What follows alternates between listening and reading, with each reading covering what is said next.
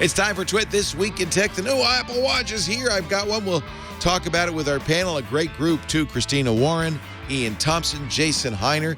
We'll also talk about victory in the Comcast Time Warner merger and a whole lot more. It's going to be a fun one. This Week in Tech is next. Netcasts you love. From people you trust.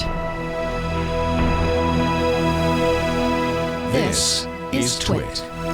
Bandwidth for This Week in Tech is provided by CacheFly at CACHEFLY.com. This is TWiT This Week in Tech, episode 507, recorded Sunday, April 26th, 2015. Your watch is ringing. This Week in Tech is brought to you by Harry's. For guys who want a great shave experience for a fraction of what you're paying now, go to harrys.com. Get $5 off your first purchase by entering the code TWIT5 when you check out. And by Gazelle, the fast and simple way to sell your used gadgets. Find out what your used iPhone, iPad, or other Apple product is worth at gazelle.com. And by FreshBooks, the super simple cloud accounting and invoicing solution designed to help small business owners save time billing and get paid faster. Try it free at freshbooks.com/twit. And by Citrix GoToMeeting, the powerfully simple way to meet with coworkers and clients from the convenience of your computer, smartphone, or tablet. Share the same screen and see each other face-to-face with HD video conferencing. For a 30-day free trial, visit GoToMeeting.com today. It's time for TWiT This Week in Tech, where we talk about the week's tech news. We're going to have a great show for you. Iain Thomson is here from The Register. Christina Warren from Mashable.com. Jason Hiner, who was here last week for our 10th anniversary. He's back in Louisville at CBS Interactive, but he'll join us. He's joining us via Skype. Before we get into that, though, I want to welcome an old friend who is kind of got his own podcast. John Miller is the creator of the Rest of Everest podcast at therestofeverest.com. Mm-hmm.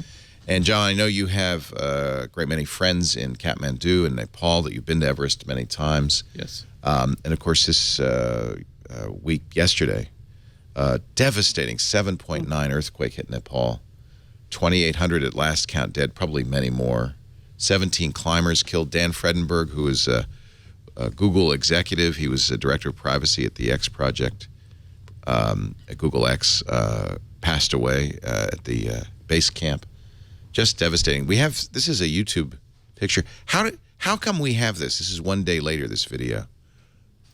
Oh, yeah. Communications in Nepal are really difficult to come by, but all the climbers are using satellite modems and satellite phones. The Earth is starting to shake right now, but if you look, and you'll see it, a wall of snow and a giant, massive avalanche about to hit base camp. And it's really remarkable that so many survived, frankly. Mm-hmm. Yeah, that avalanche came from a mountain called Pamori, which is across base camp, right across from the Khumbu Icefall, which is what many people know of. Yeah. But you just don't think of this kind of thing happening at base camp. You think of it happening up further on the mountain. And Kathmandu itself, mostly brick structures, mortar poorly. A lot of the structures fell. Yeah, the construction there is certainly not like here in California, where there's real standards. Right. Well, there hasn't been an earthquake there in a while. It sounds, I wasn't familiar with how long it had been, but it sounds like hadn't been an earthquake of this magnitude since the 30s. Yeah. So just nobody was prepared for this. And just devastating. You've been in touch. It's interesting how the tech community has... is in some ways prepared for this. Facebook has a site called Safety Check. And they started this, I can't remember when, but not so long ago there was a devastating natural disaster, and they created this.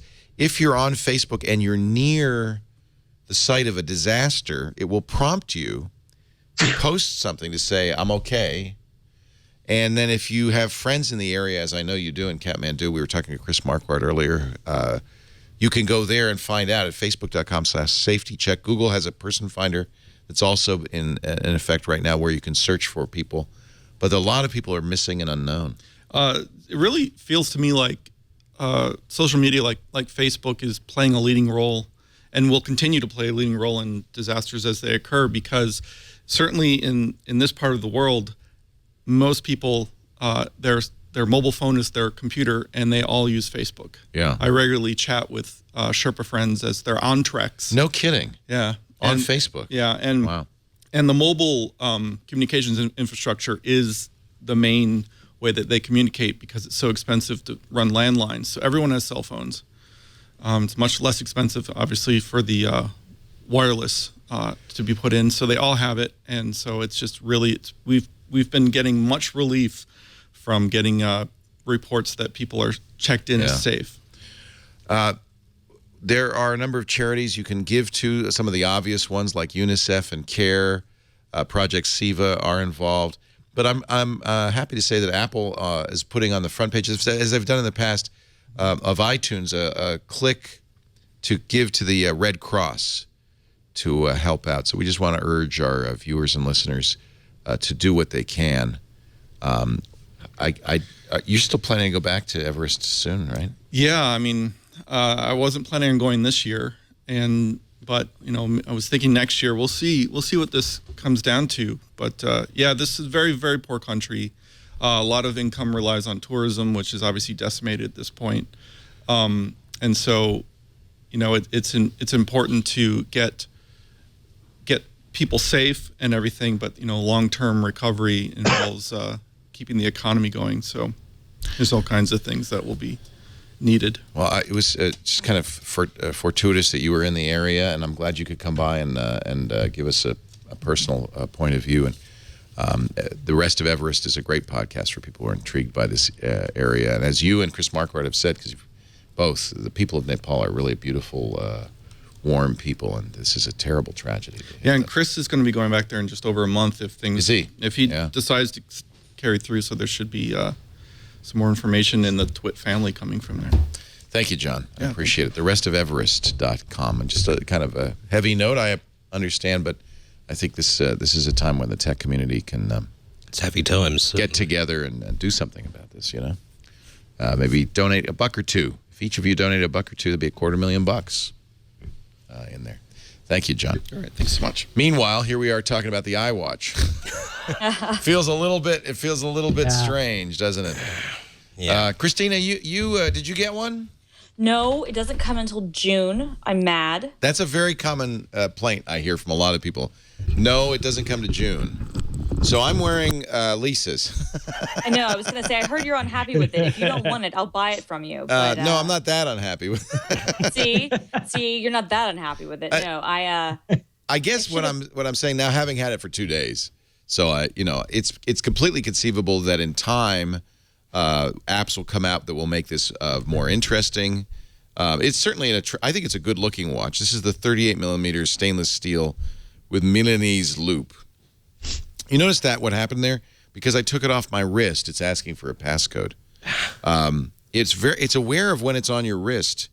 And so the Apple Pay, for instance, once you authorize it from the phone, and you have to tie it to an iPhone 5 or later, the Apple Pay will continue to work even if the iPhone's not nearby. I'll enter the passcode so I can use it. Oh, I guess I decided it didn't need it. Double tapping the, I've learned a few things. Double tapping the, first of all, this thing has more controls than an iPhone does. You've got a big Friends button on here. You've also got the crown, which both clicks and twirls. And you've got Force Touch. So get this, though. Take a look at this. This is the icons. This was one thing that worried me. Mm-hmm. You can zoom in a little bit. It's dang hard to hit those icons.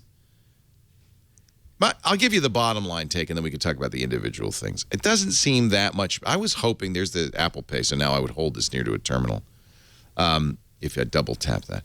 It doesn't seem to me to be significantly better than any of the other smartwatches. No, I mean, not in any real important way. Well, the big worry was battery life, and I've heard reasonable things about battery life, but you've still got to recharge it every day or so. Yeah, but I don't mind that. The Pebble you don't, but you do with Android Wear. Yeah. I'm charging my phone every day. It has a nice little magnetic puck that goes right on the thing, and so it's easy to kind of charge it. It charges fast. Charges in a couple of hours, about an hour and a half.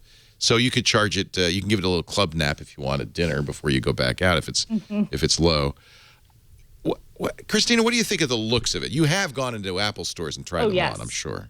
Yeah, no, I love it. Because you want the pink, the pale pink. I want the pale pink. Although now it's funny because when I looked at the Milanese Loop in person, the one that you've got on the 38 millimeter, I really loved it. And I could actually, looks like I could get that one. That one's shipping 4 to 6 weeks, but I don't know if that means that I would get it before or after the one I've ordered. So I don't want to I don't know, I might place a second order and see which one I get first. I guess my take on this was I was hoping that Apple would kind of, as they did with the iPod, the iPhone, the iPad, take an existing business and make a leap forward in usability so that what was kind of okay really became usable. Smartphone, tablets, music players.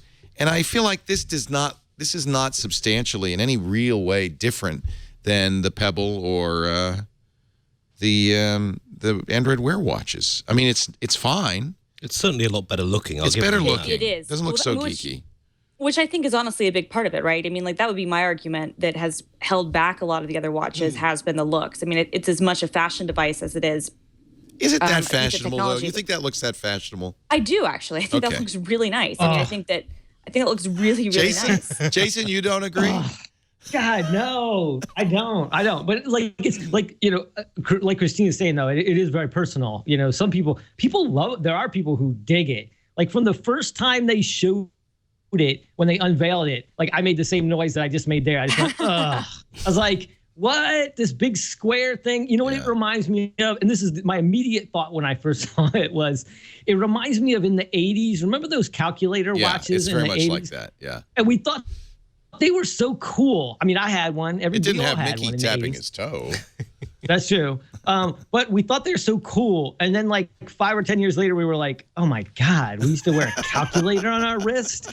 We're like, that thing was so hideous. And I kind of feel like the Square is going to be, I think Apple will get there. I think that it's an evolution towards something that's going to be really slick looking. But I just felt like I wanted it to be thinner. I wanted it to maybe not be square, so square. I wanted it to be have a little more of a wow factor than most Apple products. And I just didn't with this, but it is a very personal thing. I do think some of the Android ones are as good looking. I think the Moto 360 looks okay, yeah. Yeah. If you're a dude.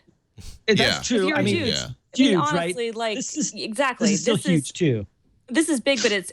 I mean, I tried the 38 millimeter on my wrist, and I have ridiculously small wrists. Yeah. And to the point that I like the small band is actually there. At least Apple was telling me they're kind of thinking is probably more for children.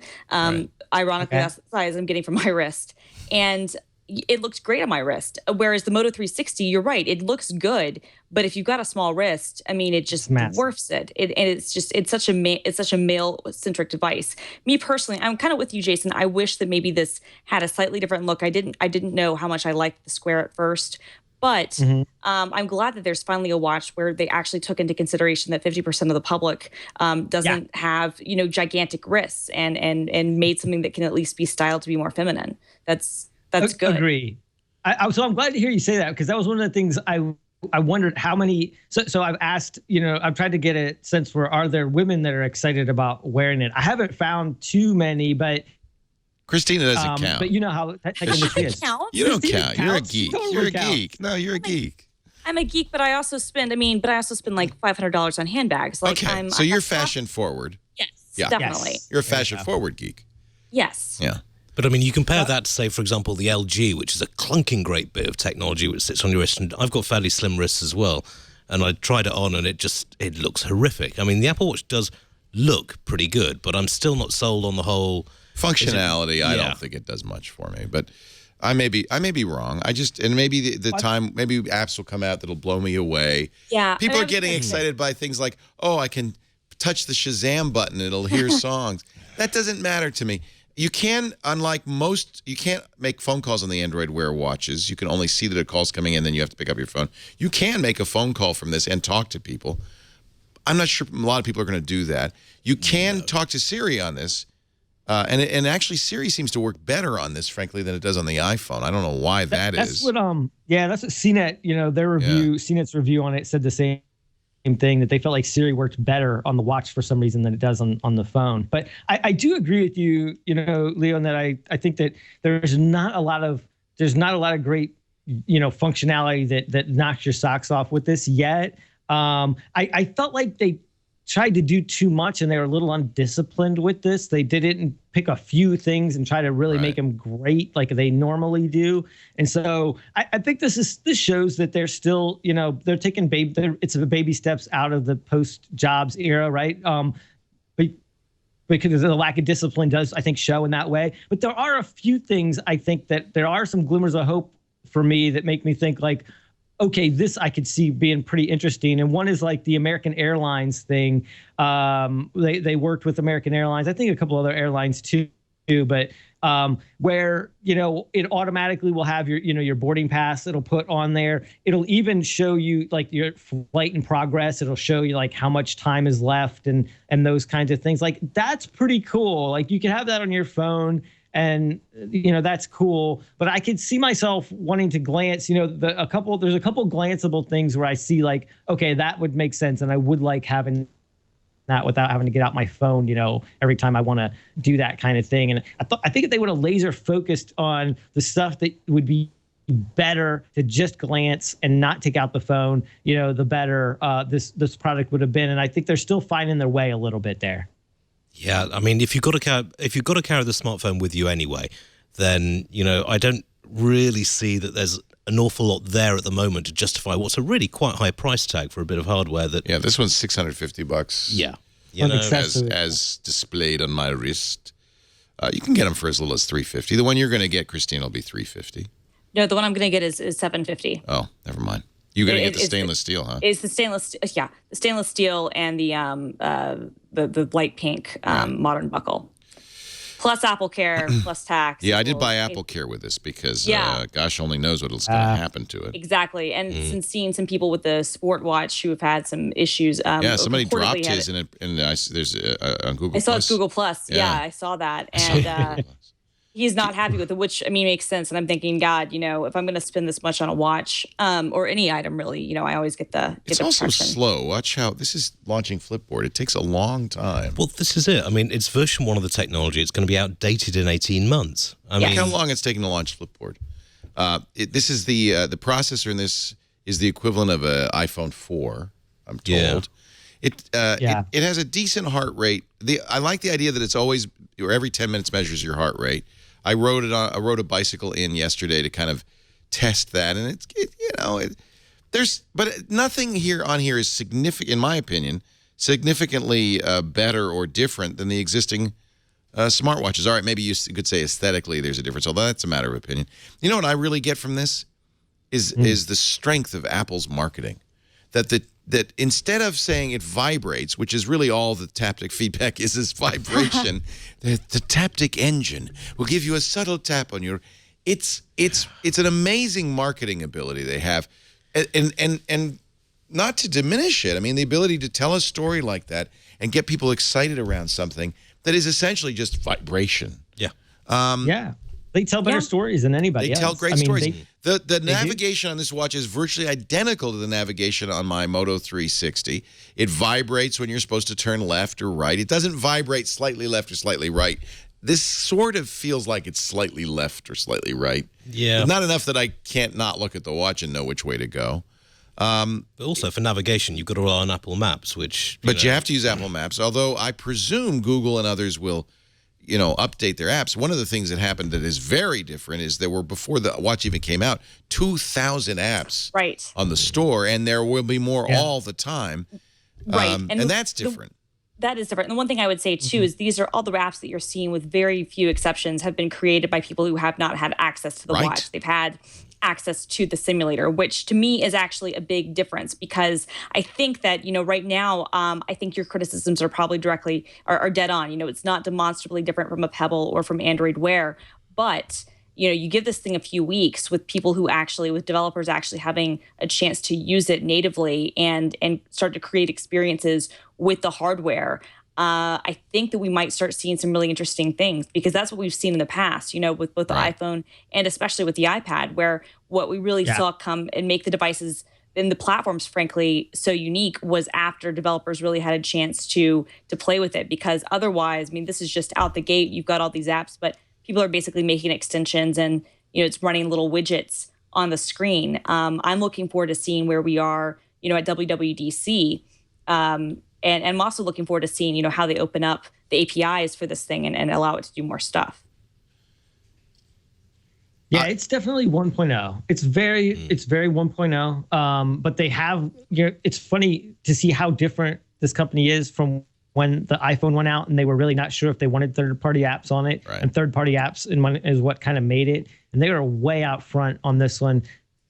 But not having the product and being able to, have the watch itself in their hands of the developers beforehand, it is a limitation. And like I said, there are some rays of hope where you can see like, okay, this would be better having it here where it almost makes me want to wear a watch again. Like I said, the flight information on my wrist, being able to just glance at that is an example. I think there are other things where you don't want to necessarily have your phone out. But I think that one of the bits that maybe is a little overblown is this idea of somehow it's less rude, to look at your watch than your phone. I don't know about that. I think that's a little bit oversold because it's the same as like if we're having a conversation and I'm looking at my watch, that goes back a long time where that's pretty much a signal of like, I don't really want to talk to you anymore. Yes. I'm more interested in leaving. And so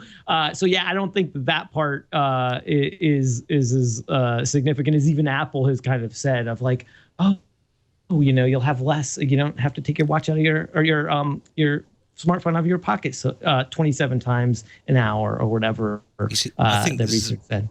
I think this is one of the big disadvantages of the smartwatch is that it's making people rude. If you're constantly checking your wrist when you're in the middle of a conversation, you might as well rude. Yeah, you might as well just say to the person you're talking to, "Yeah, I'm not really interested in you, but this, look at this, isn't this great?" And it's, whenever I try smartwatches on, it gives a little vibrate, puts the notification up, and you've got to fight not to look at it. And if you're in the middle of a conversation with somebody, if you've got to take your smartphone out, that's also very rude. But, actually having it on your wrist encourages that glance. And honestly, if you're looking at your watch when you're talking to someone, you're really not doing them any favors at all. I'm going to send some random person a heartbeat. Somebody, so there you tap it with 2 fingers now. And by the way, I'm feeling the taptic engine. It's buzzing. It's vibrating. It's not some magical experience. Do you get annoyed with it tweaking you every 50 minutes to tell you to get up and have a walk around? Yeah, every hour. And Matt Howie wrote a very funny piece in Medium in which he complained about his Apple Watch because he says, I went to the movies and there's no easy way to dim this thing. I think there is, but maybe he hadn't discovered it. And every hour, even though I'm watching a movie, it said, stand up. You can turn that off. And then you can turn a lot of this stuff off. I think there is going to be a period of discovery for a few weeks. I guess, and maybe my opinion will come around. I don't hate it. I liked my Android Wear watch as well. I liked my Pebble as well. I don't think they are necessary. I think for some people they will be of some use. Mm-hmm. I feel like, though, my biggest disappointment is I was really hoping for something magical from Apple that reinvented the category in some way, and that I am not seeing. Now, when the iPhone came out, it certainly reinvented smartphones. It was very much a 1.0 product. It was, from a hardware perspective, it was an absolute dog. We put up with a lot of, drop calls. For 3 years. Yeah, we put up with a lot of crap with it. But yet, I think there was the sense this is going to change things. That this was changing things. That it was. You couldn't help but look at that device when it first came out and go, whoa, this is going to. Like I still can't use this. Like I remember 80% of the time I still used my BlackBerry because it was more useful. But like with the iPhone, I would I within 2 weeks of having it, I set it down and my 2-year-old picked it up, swiped across, tapped the Photos app and started swiping through photos, and I went, holy crap! Yeah, like this, they're onto something. Like anybody can use this device. And I was like, this is the future, even if it's not super usable to me right now. So I think that's what kind of you're getting at, right, Leo? Yeah, it looks like I have scratched it already. Well, that's too bad. That's not good. Yeah. I saw that in the reflection, and I wondered if it was a scratch or if it was just a smear. Cracked. It's either scratched or cracked. This is the sapphire crystal. Wow. We forget there is one killer app for the Apple Watch. What is that? Which is if you see anyone wearing that 18-karat gold thing, you know instantly they're a wanker and should be shunned immediately. Douchebag detector. That's what Kevin Rose called it. Well, people are reporting that the stainless is getting some nicks and scratches, but I've never had a watch that didn't get that. But I am curious about this scratch on the screen. I hope that that's not the case, because I have to give this to Lisa when my 42-inch comes. So 42 millimeter, not 42-inch. Sorry. It's almost as though you need a case for it somehow. Oh man, you laugh. There's a whole ecosystem already on Kickstarter of people creating bumpers and cases for the Apple Watch, which is ridiculous, but it's hilarious. If you scratch your $17,000 watch and try to bring it back, they're going to look at it with a microscope to make sure that you haven't scraped gold off of it as an investment. And then they're going to charge you $1,500 for the repair fee. Wow. Or maybe it's $1,000, I think. But the Apple Care is $1,500, and then it's $1,000 for the one-time exchange. But that's for the expensive one. Twice. How much is my Apple Care? I got the Apple Care Plus. If I bring this in now and say, look, the Sapphire's scratched, how much, what'll happen? I think you've got to pay them. they'll say Sapphire's unscratchable. I think you've got to pay them $75 and they'll give you a new one. Okay, that's good. I'm glad I bought that. Now, this poor fella, he has the Sport Watch. He claims, this is the picture from Google Plus, that he put his hand in his pocket and the clasp released, or pulled his hand out of the pocket, clasp released unexpectedly. The watch went flying, hit something, obviously, and smashed it. Now, this is not sapphire. This is glass. Right. That's like their Gorilla Glass, their ion fortified glass or whatever. I mean, it is Gorilla Glass. We all know what Corning says that Apple's a partner, but we can't officially call it Gorilla Glass. But yeah. Yeah. My suspicion is nobody's gonna be able to bend this though, right? I don't think this is bendable. No. Not to anything I've heard. That would I'm be sure some impressive. people will try, but that's impressive. You're gonna see a lot of people put those broken pictures and so forth. I think it's fine. It's not bad. It is not earth-shattering, and I think that that's an important thing to say, because there will be people who say, I feel bad. I can't afford one. I don't have one. I wasn't able to get one till August. No FOMO here. You're not missing anything. You say that. I say that. You say that, and you've got it on your wrist. Got one on his wrist. Yeah. When do you? Well, and one of the issues I'm going to have is it so much better than Android Wear that I will continue to use an iPhone versus my Galaxy S6 Edge and my Android Wear watch? That's going to be a big question for people like you. For people like me who you're an Apple. You're all in on Apple. Yeah, I am. I mean, I have Android phones and I like Android, but yeah, I mean, I'm all in on their Apple ecosystem. So yeah, for me, it's this or Pebble basically. Which the irony is, I'm going to get my Pebble time before I get my Apple Watch. Oh man. Ooh. Oh, for me, it's will it make me wear a watch again? Because so I've been trying both of them. The Tech Republic's Apple Watch is, we're supposed to have it, but we're still waiting on it. So that's why I got up at midnight, my friend. Yes. On April 10th, because I knew Apple wasn't going to send me one. I'm not Pharrell. I'm not Katy Perry, but I knew that if I got up early enough, I could get one. And I didn't get both the ones I ordered. I only got the 38 millimeter. I'm still waiting for a few weeks for the next one. But I keep trying everything. Pebble, the Fitbit one. Me too. The Fitbit one is what I've worn the longest of any of them. Obviously, until I saw how much I was, and then I realized how little I was sleeping, and I was like, I don't want to look at this anymore. I actually wore the crazy Galaxy that's about the size of an iPhone that kind of wraps around your wrist. Oh my God! It has its own phone number. Right. Yeah. And it has a much better, bigger screen. I've worn them all. And I on the one hand, I kind of say there is a value to a smartwatch. For notifications and for health reasons, there's some useful, this is kind of useful. It's a luxury. I don't feel like anybody has to have it. Unlike, say, a smartphone, where you're crazy if you're still using a flip phone. Yeah, I mean, I think one of the key questions, and this was touched on earlier, is would it make people change from being an Android user to getting an iPhone just to get the watch? And from what I've seen so far, not even close. It's the same with the Samsung one. You had to have a Samsung phone to use that. Yeah. And it killed it. It's just, I'm not getting a Samsung phone for love nor money. So it's just. Well, I even had a Note 4 and I still didn't want to wear it. Yeah. Well, yeah, this is a terrible watch. Well, somebody called me on the radio show yesterday and said, he has the original Gear 1. He says, I love my Gear. And he makes calls on it and all sorts of things. So yeah, there's always people like that. There's always somebody. Wow. Yeah, I just don't know if any of them can make me want to wear a watch again long term. I just kind of get tired of wearing a watch. I've tried all of these, all the Android ones too, or a bunch of the Android ones. And there's cool things that they do. I agree with Christina, they're huge, and so I don't like how huge they are, and so that's sort of a turnoff. I think they have to get smaller, but then the smaller they get, the sort of less useful or the harder it is to actually, to use it to touch and tap, once the screen is that small. And so it's a tough one. And I do think that I'm one of the people who should be interested because I do a lot of kind of the fitness stuff, and I like analytics. And those kind of things. I've had a Fitbit since Fitbits, first started coming out, and tried that, and I've enjoyed that, and I've worn the ones that the different ones on your wrist, the Flex, and then the Charge, and those. But even those, I always end up kind of getting fatigue and not really wanting to wear it on my watch, wear it on my wrist after a while, like a watch, just because once I started using a smartphone, I quit wearing watches. And I think a lot of people are like that. And I do think the Pebble guy, CEO Eric, he said the best thing, and I think he was exactly right. He said this at CES last year. He said, our biggest competition is not Samsung, it's not Sony. Those were the two big ones at the time that were making smartwatches. He said, it's people not wanting to wear watches anymore. Yeah. And I still think that's the case, and I think it's the case for Apple too. Christina, if they had a really good Tamagotchi app on this, do you think that would put it over the top? I don't know why I'm asking you that.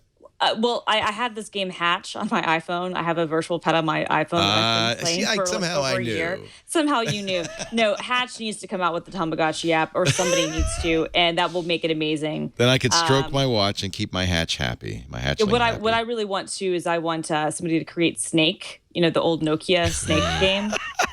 That should be easy. Right? And then there are games on this, which that would be amazing. If you want to kill your battery fast, put a game on here. Right. That's the downside. Yeah. Android Wear, by the way, what's really interesting is that Apple took so long to release this watch and did so little to kind of further the game that Android Wear actually has an opportunity to keep up. Google's already released an update for Android Wear just a few days ago that apparently is going to add Wi-Fi capability. I'm not sure if all watches will be able to do this or what. They've added emoji drawing, so if you feel left out that you can't draw a picture to your loved one, you can now do this in Android Wear. Not that anybody would want this. But I think this Wi-Fi support is what's most interesting. The Apple Watch, as long as the watch is on your Wi-Fi network, will communicate with the phone. So I brought my phone out here, but I didn't need to. I could have left it in the office. And I think that's great, because almost all of us are on Wi-Fi most of the time, right? Except we're on the road. Apparently, this will happen to Android Wear as well. And what's interesting about this, it won't just be Wi-Fi, it'll be internet. So if you're, and this, I think this will require additional hardware, but if you're like the LG or Bain, if your watch can get online, it will communicate with your phone even if you left your phone at home. It's a really good mechanism, but it's going to suck on battery life because, Wi-Fi and batteries do not go together very well at all. Well, that's the big challenge, ducks and isn't acid it? Bars, but, it's just... Ducks and acid baths? Well, like you have a vivid imagination. No, seriously, the big problem is battery life, and Wi-Fi is not very good with dealing with battery life. So that is going to be an issue for it. I like some of the other things they've done with the Wear update. I think the gesture control could be tricky, considering sort of people flinging their wrists around in the middle of meetings isn't going to look particularly good. But they're getting there, and they've got an opportunity for a straight fight with Apple now on this one. I think it is. I think it's close enough. When the iPhone came out, they just left everybody in the dust, and it took Android years to catch up. Android didn't even exist when the iPhone came out. I think at this point, Apple took long enough. They took a long time to get this watch out. They might have given the other guys a chance to at least still be in the fight. So I'll wear this. Go ahead. The thing that I think the advantage they may have, Leo, is in working with ecosystem. They've gotten pretty good at working with ecosystem. And so I think that in the same way they did with iPod and eventually with iPhone and iPad too, is working with healthcare providers, so all and equipment makers. So I can see the day, the Apple Watch taking off to the point that it works with all of the equipment at your gym. It easily syncs, and you can sync your data to your Apple Watch. I see it working with the big motor companies where it's a fob and gets you in your car, where maybe it can work with security companies and you can use it to scan instead of your badge, and things like that. I think their win with this thing might be the ecosystem win, where because it's one platform and it's one company to work with versus Android being so distributed, that they could win in with partnerships where, and Apple Pay is another example too, where all of a sudden they can make this thing interact with lots of things in the world, out there in the world, the Internet of Things, and all of a sudden, the Apple Watch becomes, significantly more useful because of those partnerships. I think that's their best shot at winning with it. They've already got that with the Starwood Group. They say 100 hotels already will allow you to walk in the door with your Apple Watch and go straight to your room, unlock the door, and go to bed. I mean, that's just scratching the surface. Imagine them doing it, and they've gotten really good at this, right? With because of the things that they've done in the past. They've had to do it with Apple Pay and other things. They've gotten really good at partnering, and they have a lot of trust in the corporate world. Suddenly. And so, that I think is a chance for them to really do some significant and interesting things that makes this more useful than just the glanceable information. Of course, the folks at iFixit have already taken it apart and found a couple of interesting things. One is that there is an additional meter in there that Apple does not expose at this point. In addition to the heart rate meter, apparently the Apple Watch has a chip in there and the capability of measuring blood oxygen levels. And I don't know if they didn't turn it on because it didn't work, or they're waiting to do, maybe a rollout of something additional. Maybe Sorry, as a sailor, I'm just having nightmare visions of falling off the boat, in the middle of the Atlantic and Siri You're drowning. You appear to be drowning. Would you like some help with that? You're drowning. This is water. It's relatively waterproof. Somebody put it underwater for 15 minutes, and it survived. You could shower with it. Although, didn't Joanna say that she got toothpaste in hers, and I think it broke her stem. I think she did. Anyway. Toothpaste? What's she using? I think she should never let Rupert. Yeah. You saw that. It was a great piece in the Wall Street Journal. Joanna had a helmet with a camera on it and followed herself around with the watch all day. One point, Rupert Murdoch says, "What you wearing there?" And she says, "It's the new Apple Watch." He takes it and leaves. So maybe Rupert broke the stem. I'm certainly willing to believe that. But, all right, I'm surprised. So nobody at Mashable has one yet, huh? Lance Ulanoff does. Lance had one. All right. Yeah, he's had one since the reviews came out, I guess. Oh, good, okay. So, yeah, What's he the rest think? of us... Does he like it? He loves it. He loves it. Yeah, I mean, he'd been wearing a Pebble Steel for almost a year and was honestly pretty skeptical about it. And he walked away actually being a big fan of the Apple Watch. I think there are two kinds of people in the world: people who wear smartwatches and people who don't. And if you're in the smartwatch camp, this is a good choice. You have to be an iPhone user. And if you're an iPhone user, you really haven't had many choices. You've had Pebble or this. This is going to be the way to go. If you're an Android user, I don't think you should feel left behind. I think Android Wear, there's some really good choices for Android Wear. There are some good Android smartphones, but Sir Johnny is an absolute genius when it comes to design, and he does make stuff very, very pretty. Not just design, but telling the story, the words he uses to paint a picture. And that's what I'm coming away with mostly from this, is an amazing job by Apple and by Sir Johnny of creating a story around this watch that is compelling and is pushing people to go into the store and spend as much as $17,000. It's the Apple reality distortion field. We've seen it time and again, and they're really, really good at it. Yeah. But there's a limit to how far good marketing will get you. I mean, iOS 6 was marketed to hell and back, and it was still a dog of an operating system initially. Yeah. Well, there it is. We're not going to talk any more about it. I'll give you guys a chance to finish things off if there's anything else you want to say about it. Do you think, Christina, that, I mean, it's already sold like twice what every other smartwatch has sold put together. Yep. But that just means there's a lot of, that's good marketing. That doesn't mean anything because that's sight unseen. Yeah, that's basically sight unseen. I think that the big test is going to be I think actually there are two big tests. One, let's see the first wave of apps that are actually developed by people who've had access to the watch. Right. Because I think that'll drastically change the experience. Number two, and I think that this is almost more important, is that they need to get the, I guess, production cycles down so that they can actually get these things out to people. Because I'm not getting mine. You're frustrated. You're really frustrated. I'm very frustrated. I am really frustrated because it's the from everything I can tell, it is the band rather than the watch itself that is the holdup. And that's there's get the supply. Apple is so good at supply chain dynamics, but in this case, it really seems like they went into it blind. And no, it's frustrating to buy something and to not get it for 2 months. That's a frustrating experience to not have enough to actually have them in stores. I think if they want this to take off, this is the time where they risk losing momentum if people can't have it. For a couple of months. That's a real problem. So I am glad that they're making it easy for developers, or easier, I guess I should say, for developers to get access to a watch early. That's a good thing. But I think that getting the supply chain dynamics correct and having the first wave of watch apps actually built by people who have access to the watch will make a big difference going forward. Ian, what do you think? They're charging way too much for the bands too. Oh, sorry, they're charging way too much for the bands. This Milanese loop is $150 by itself. Yeah, that's fine. Right. Still, I mean, but some of these bands are like $200. Yeah. Is essentially the price difference. The leather one I'm getting is $250 by itself, which is. What? I don't know. I mean, honestly, it's fashion, so I guess it's a weird thing where depending on where you sit on the fashion spectrum, you either go, that's insane, or if you're insane like me, you go, no, that seems about right.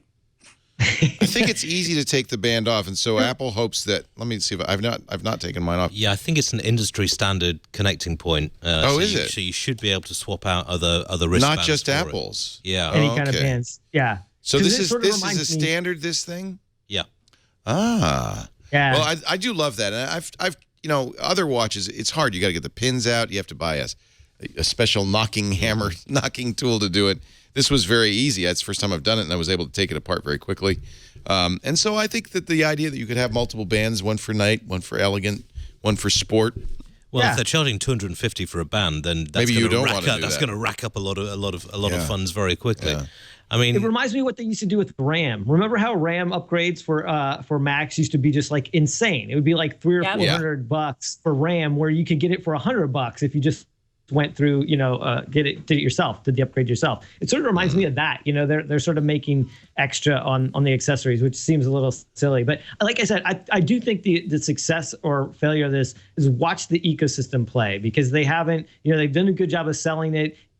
Even if the product they've been a little undisciplined on, their storytelling is brilliant. And if they nail it on the ecosystem thing, they could turn this into something that's far more useful. And then than what they've lacked a little bit in some of the focus on the product itself, in terms of really focusing us on a few things that it can do really, really well. Because they have that opportunity again to partner and do some really big things, whether it's from checking in with flights, checking into your room, checking in, being able to scan into your building, two-factor authentication, all of those kinds of things, I think could turn this into something that would be useful and really a product that turns into something you'd want to put on your wrist again. That's all that I can see that would make me want to wear it. And I know a lot of people that I know that are on the fence about it and aren't sure if they want to wear one again. Same thing. It's going to take something like that to change their minds. And let's not discount the status value of this. It makes me proud. I keep waiting for somebody to notice that I'm wearing. Did you notice I'm wearing an Apple? Honestly, until he'd mentioned it, I didn't, but I can see it. I mean, I remember when the iPhone came out, there was a real status thing about using it in public, and people. A friend of mine had one. It's great. Women came up to me and talked to me just to talk about the telephone. And it was like, that's why I bought it. That's kind of sad, but to each their own. You only get a few days of that, but the first person to have an iPad, and when you get on the plane, you get a lot of attention. First, I don't know. I haven't gotten any attention. Nobody has yet said to me, "Oh, is that the new Apple Watch? Can I look at that?" Not one person. It looks like a watch. That could be the mugger's next move. Oh, could I take a look? Can I take a look at that? Right. Wait, if you press this button, does it come right off? Yes, it does. All right, enough about the Apple Watch. Let's take a break. We got lots more to talk about. I think we now know what Elon Musk is going to announce at the end of the month in just a few days, and I'm excited about that, but lots more. Iain Thomson is here from The Register. Great to have you, as always. theregister.co.uk. It's like a, what is it, a baby duck in an acid bath? We know the phrase. Every time you're here, a you duck come to up- water. a duck to and, water. You know, it's duck You're to an a acid bath. wordsmith. I love this. Every time you're here, I learn something new in terms of wordsmithing. Christina Warren from Mashable.com. Film Girl at film_girl on the Twitter. Yep. Jason Hiner from, I still want to say Tech Republic, but we'll say CBS Interactive. That's fine. Either one. Either one. They're both. And thank you for writing a nice article about the return of the screensavers. I appreciate that. Yeah, that was fun. We're excited. The new screensavers starts this coming Saturday. I'll tell you a little more about that later. Our show today brought to you by My Razor. Harry's. We've kind of become a Harry's company here. Everybody here shaves with Harry's razors. They're so great. Harry's decided they were going to change the razor business. Instead of going to a drugstore, persuading somebody to unlock the razor blade case so you can get your $4 blade out there. Harry said, we're going to do it easy. We're going to send you the blade. We're going to make them in our own factory, beautiful factory in Germany. We're going to design and engineer them for performance, for sharpness, and we're going to get them to you for about half the cost of those expensive fusion blades. About $2 a blade. It's a great deal. Harry's gives you high-quality razors at half the price. They engineer them to be great blades, performance and sharp, and then they ship them free to your door. Now, I want you to go to harrys.com and get started. See the Harry's kits? This is the way to begin, and boy, they make this affordable. With the Truman kit, which is $15, you get the handle, and you get your choice of colors. You get 3 blades. You get the travel blade cover, which is not to be dismissed. That is actually a very handy thing. You also get your choice of the foaming shave gel, which most people like, although I'm kind of partial to the cream. But you get your choice. And then you can sign up for a monthly subscription. They also have the Winston set. They've just added, and I just ordered it, the stand for your razor, which is kind of cool. Is that on the page there somewhere? They have a nice little stand that you could put your razor in. There it is. I just ordered this, and you can get this engraved so that you can have his and her stands, which I do.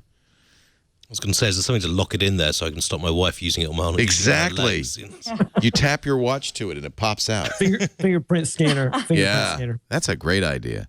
No, what we did is we just got them. You can get the Winstons. You can get engraved. So I have Leo and Lise, so we know which is which. Okay. Yeah. I love Harry's. I think you'll love Harry's, too. Visit harrys.com, and you can take $5 off your first purchase, which makes that Truman kit an amazing deal at $10. If you go to harrys.com and use the offer code TWIT5, TWIT and the number 5 at checkout. Harry's. We love it. It's the best shave you'll ever get. harrys.com. Use the offer code TWIT5 to save $5 on checkout. So Elon Musk tweeted, and by the way, added $1 billion to the value of Tesla. And probably attracted hackers, too, because I think he got hacked yesterday. Yeah. So all of a sudden started getting tweets from him going, hang on, he's not really putting his phone number up there. And yeah, somebody said, call me. Yeah. That was kind of weird. But anyway, he tweeted a month ago that April 30th he was going to make a big announcement, and it wasn't going to be a car announcement. Well, an intrepid reporter has gone around asking some questions. And it seems to be Trip Chowdhury. I guess he's an analyst. It seems to be pretty clear that he is going to announce a $13,000 battery. Now, you may say that's ridiculous, but in fact, this is an incredible deal. Yes. I got to say, as someone who's now living in California, Yeah. I would be severely tempted by that. I'm going to buy one right away. First of all, PG&E subsidizes it by half. Right. So, and you can amortize it over a long period of time. So the deal is this is a home battery. Trip Chowdhury, who is an investment analyst, kind of asked people, and apparently Tesla, which owns a company, or Elon is the chief executive chairman and a major shareholder in a company called Solar City, has already been testing this battery with 300 customers. So Tripp was smart enough to go around. He met a couple of them at trade shows. He asked them. He talked about it. He pressed for details. Here is what he learned, and we think this is probably what Elon's going to announce. The system is offered in 10 and 15 kilowatt-hour configurations. The idea, of course, would be if you have solar. Most of the time, if you want to store that, you have to get these massive arrays of lead-acid batteries, car batteries, in your basement or your garage or somewhere. They're explosive. They're dangerous. So most people don't store the juice. They just sell it back to the utility company, and so it reduces their utility bills. But if you could, it would be awesome to store it in case of a power outage or, you want to cut off the grid.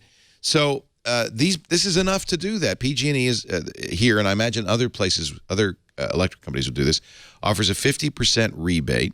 They like it because you can get your power in off-peak hours, store it in the battery, and then use it during peak hours. They will set up the financing for the customer to make an additional $1,500 payment. This is, again, Tripp's research. This may change when the actual product is announced, followed by $15 a month payments for 10 years. So it's relatively affordable. And if you've got solar, it makes so much sense.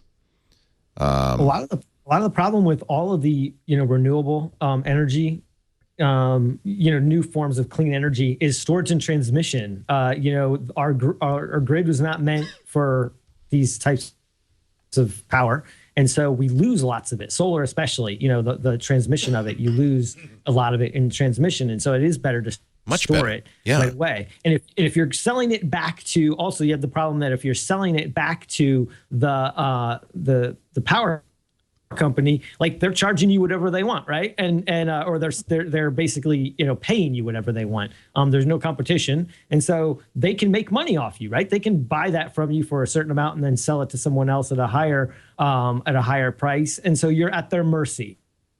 Now, if you can store that power yourself, then all of a sudden, you're taking some of the power out of the hands of the sort of the power company, which is very much a monopoly in almost every case. And now, you can be off the grid and you can do a lot yourself. You can use it to power your hybrid. You can use it to power your electric car. You can use it to store and to store up in case of a power outage. You can use it in lots of different ways. And so this is one of those things that a number of people have said that essentially Tesla, what they may become is more of a battery company, and basically a power storage company. And they may sell their battery technology because that's sort of their secret sauce in many ways is what they've done with battery. People have actually bought electric cars and taken them apart to get access to all the lithium-ion batteries. Yeah, right? You can do a mod on, say, for example, a Toyota Prius, so that in the event of a power outage, you can use the power in the Prius and run the engine to power up certain aspects of your house. That's a great idea. It's like a little generator on wheels. Yeah, but it's a really tough mod to do on the car.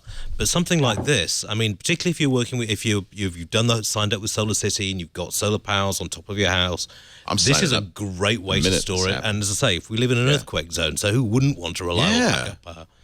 Of course, Tesla's building a factory in the Nevada desert, their Gigafactory, to make lithium-ion batteries. That goes online in 2017. So this all kind of makes sense as a move for Elon Musk and Tesla. We'll find out April 30th, in a few days, what he's planning. But I like this idea a lot. And as they point out in the Guardian article, so many of us really, with our computers and our smartphones and our smartwatches, the power goes out. It is debilitating. It totally is. It's the worst thing that could happen. During Hurricane Sandy here, I mean, that was one of the big problems was that, power went out all over the main part of the city. And I was very fortunate that we didn't even lose internet in Brooklyn. But I had, colleagues who literally, devastating. Completely devastated where, I had people who were, their apartment buildings were flooded out. I mean, but the power was out in the city for a week. And you think about like just how many things we rely on that rely on power. I mean, I'm fortunate that I have a gas-powered stove, but even if you think about like if you're in a place where you have electric stove and other things, it's like if the power goes out, you're literally SOL on so many levels. So I think this is great to at least for some sort of generator options, if not just for the additional power saving and environmental concerns. We're on a well, so if the power goes out for more than a few hours, we're going to be drinking the hot tub. So and I don't really want to do that. So no, you really don't. But I mean, you're right. During Sandy, they were doing bucket trips upstairs to get diesel into server rooms. Yeah, remember that? Yes, Squarespace is doing that. Yeah, and to keep things going on. Yep. Yeah. Keep a room full of these batteries in place, and Bob's relatively Bob's not too. It's not too difficult to actually keep this thing running for a little while longer. I'm excited. We'll find out very soon. Did you see, we were talking about iFixit. Kyle Wiens, who is the founder of iFixit and its president, wrote a really strong article, I thought, for Wired magazine. We can't let John Deere destroy the very idea of ownership. Turns out there are consumer protection laws in the United States that prevent car companies from copywriting the code and from preventing you from fixing your car.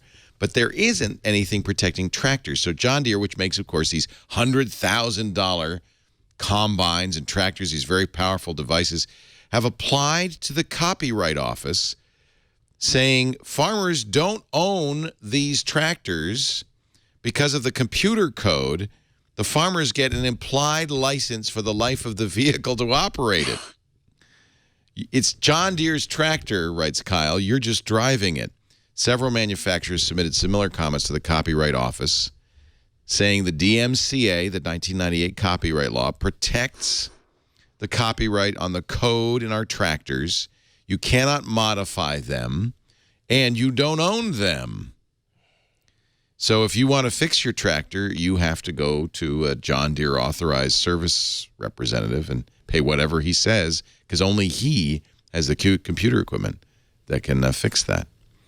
Yeah, this is really about big data. John Deere figured out a couple years ago that the future of their business is all of that data that they are harvesting. Essentially, sorry for the. That was a really funny pun. Sorry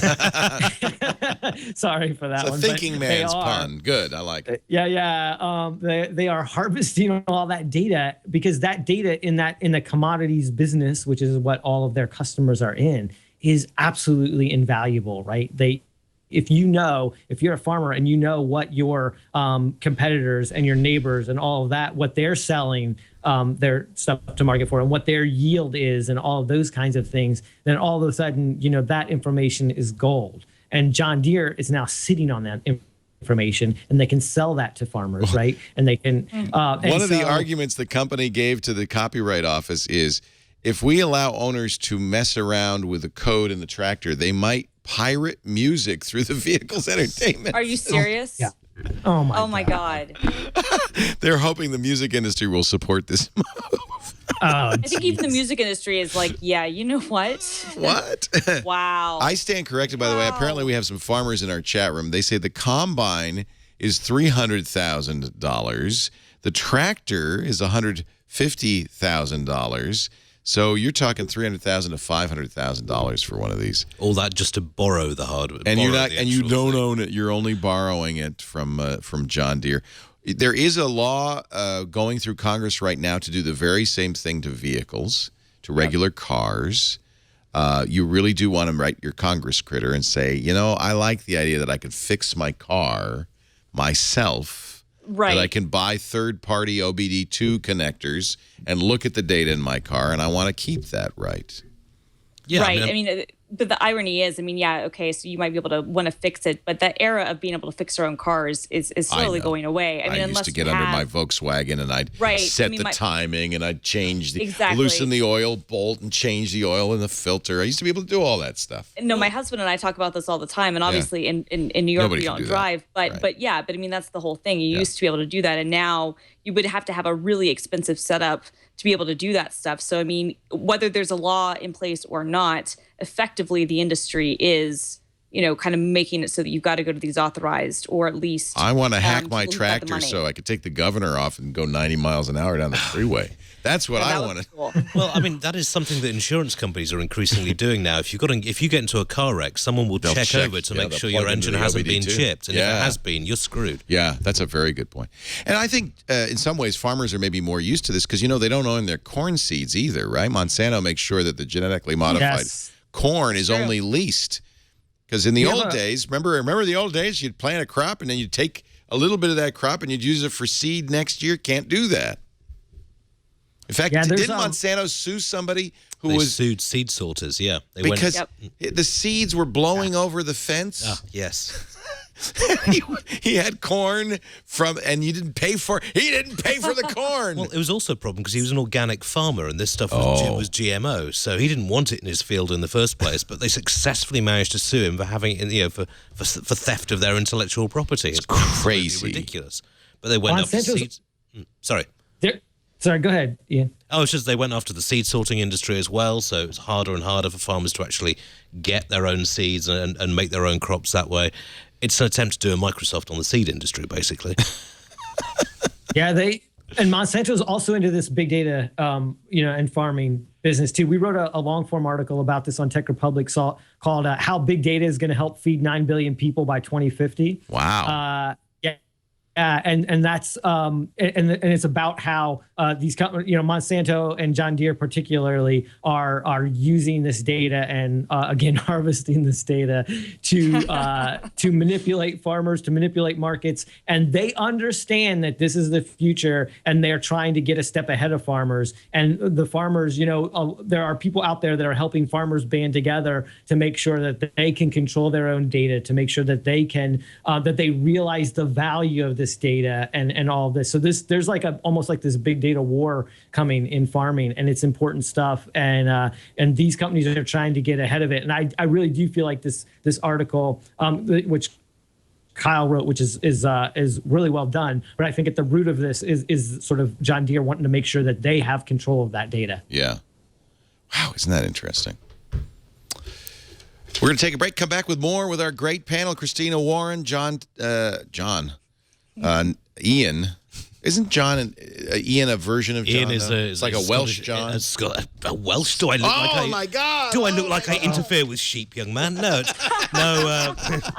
My father's Scots, and Ian is the Scottish version of John. Scottish version of John. Iain Thomson is here, and Jason Hiner from Tech Republic. Hey, before we get to the Gazelle ad, I wanted to show a couple of things. First of all, that this Saturday we are launching the new screensavers. For many years, people have said, "Oh, Leo, obviously you're building TWiT to recreate Tech TV." I said, "No, that's crazy. Who would want to do that?" And people would ask me all the time, "When are you bringing back the screensavers?" And I said, well, I'm not going to, because that was something we did. I don't want to be a county fair nostalgia act. So, but at the same time, we noticed from our New Year's Eve broadcast of the last couple of years that we felt like we needed a variety show. There was a lot of stuff we wanted to cover. You couldn't make a weekly show out of, like cord cutting or, cooking. There's a lot of stuff we wanted to talk about that geeks do and are interested in. So we thought, what if we had a variety show? Gee, has anybody ever done a geek variety show? And then I thought, oh, yeah, I did. So we decided, now's the time. I've got the studio, I've got the staff, I've got the people. And do you have, Jason, so we borrowed some Segways a couple of weeks ago. We went for a ride, and look what happened.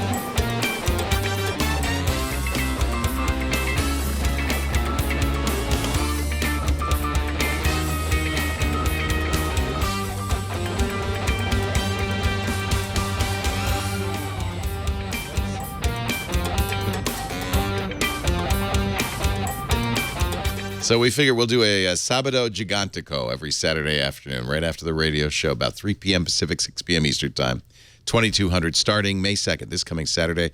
And my co-host for the first episode will be my co-host for the last episode. Patrick Norton will join us. And so that's going to be a lot of fun. We're very excited about that.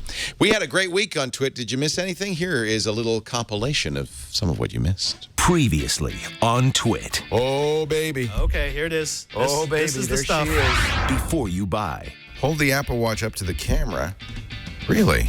Okay. Isn't that clever? An unboxing of the Apple Watch. We know that you want one because everyone wants one.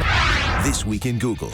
Google finally announced its wireless carrier business. It's called Google Fi. This would easily be the least expensive mobile system. Here's the catch. You got to have a Nexus 6 phone. Tech News Today. Ding dong, the deal is dead. Comcast this morning announced that they're ending their $45 billion bid for Time Warner Cable. The combined companies would have controlled 57% of the U.S. broadband market and just 30% of pay television service in an industry that's conspicuous for lack of competition in most markets. iPad Today. Teenagers love to be scared. That's when you go to horror movies. This is easily the scariest game I've ever played on the iPad. Is that Hillary Clinton in there? Yeah, that's one of the things that's scary. TWiT, now also available in several colors of unapologetic plastic. Yes. The Star Wars lightsaber barbecue tong. We press the magic button. Oh, my God. I love it. This week is going to be another big one. Mike Elgin, what's ahead? Coming up this week, Apple reports earnings tomorrow. The Interop show begins in Las Vegas tomorrow as well. And Twitter reports earnings on Tuesday. LG will unveil its new G4 phone Tuesday, but then start selling it on Wednesday, but only in Korea at first. Yelp and Samsung report earnings Wednesday. Also on Wednesday, the Microsoft Build Conference kicks off in San Francisco. And LinkedIn and Nokia report earnings on Thursday. But the big news is that Tesla will make a big announcement Thursday evening, probably to unveil a new home battery technology. That's what's coming up in the week ahead. Back to you, Leo. Thank you, Mike. And we'll be covering it, whatever happens, starting at 10 in the morning Pacific, 1 p.m. Eastern Time, 1700 UTC with Mike Elgin and Tech News today and then throughout the rest of the day. Actually, we're going to have a fun one on Friday because Build is in San Francisco. Paul Thurrott and Mary Jo are going to come up after Build. Microsoft has a lot to talk about with Windows 10. They'll be in town for that. They're going to bring some other famous Microsoft Windows journalists, and we'll have a very special version of Windows Weekly. That's going to be 2 p.m. Pacific, 5 p.m. Eastern on Friday, 2100 UTC. Not on its normal time, Wednesday morning. So Friday for Windows Weekly this week. Our show today brought to you by Gazelle. If you're trying to save up some money for your new Apple Watch or your new, whatever, maybe you want to sell some of those old gadgets. Gazelle's a great place to go to get top dollar for your old gadgets. They make it easy. In fact, they give you 30 days. So get a quote now. Find some stuff in your drawers. I bet you there's a few things gathering dust in your drawers right now. And bring it. What? And bring it to Gazelle. I know there is in mine. All right. Is that what you were waiting for? Bring it to Gazelle. You get a quote that's good for 30 days. That gives you time to buy the next thing, get the data off of the old thing, put it on the new thing, and then ship it off to Gazelle. They pay shipping on anything worth more than $1. So you might as well just pile stuff into that box. Just get a ton of stuff. They'll recycle gadgets, too, for you. So you don't have to, if it's, something you can't get any money for, but you do want to have it sensibly and responsibly recycled, Gazelle will do that for you. They even buy broken iPhones and iPads. Then, by the way, if you want to buy, let's say you break something and you want to get a new one, they also sell the best quality stuff they get back. They have two conditions. One, certified like new. Those are basically new devices, barely used. And then certified good, they might be some, some gentle signs of wear. But in both cases, fully functional. In fact, all devices have been put through a rigorous 30-point inspection to make sure they do everything they're supposed to do. And, of course, certified pre-owned devices from Gazelle are backed by a 30-day risk-free return policy. Gazelle.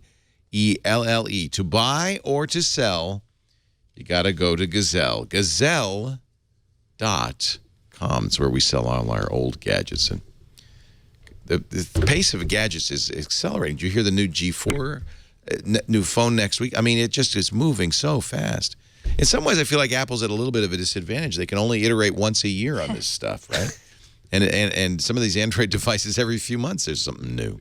Yeah, but I mean, the thing is that at least with Apple know that if they put out a new phone, a certain percentage of their customer base will always buy it. Even if it had spikes in it, they'd still buy it. Yep. Google announced this week Project Fi. I hope I'm saying that right. I guess it's like the Fi and Wi-Fi. I'm hoping so, yes, because that's how I've been doing it. Project Fi would be kind of funny. Fi just sounds a little fey, you know? Fi's fey.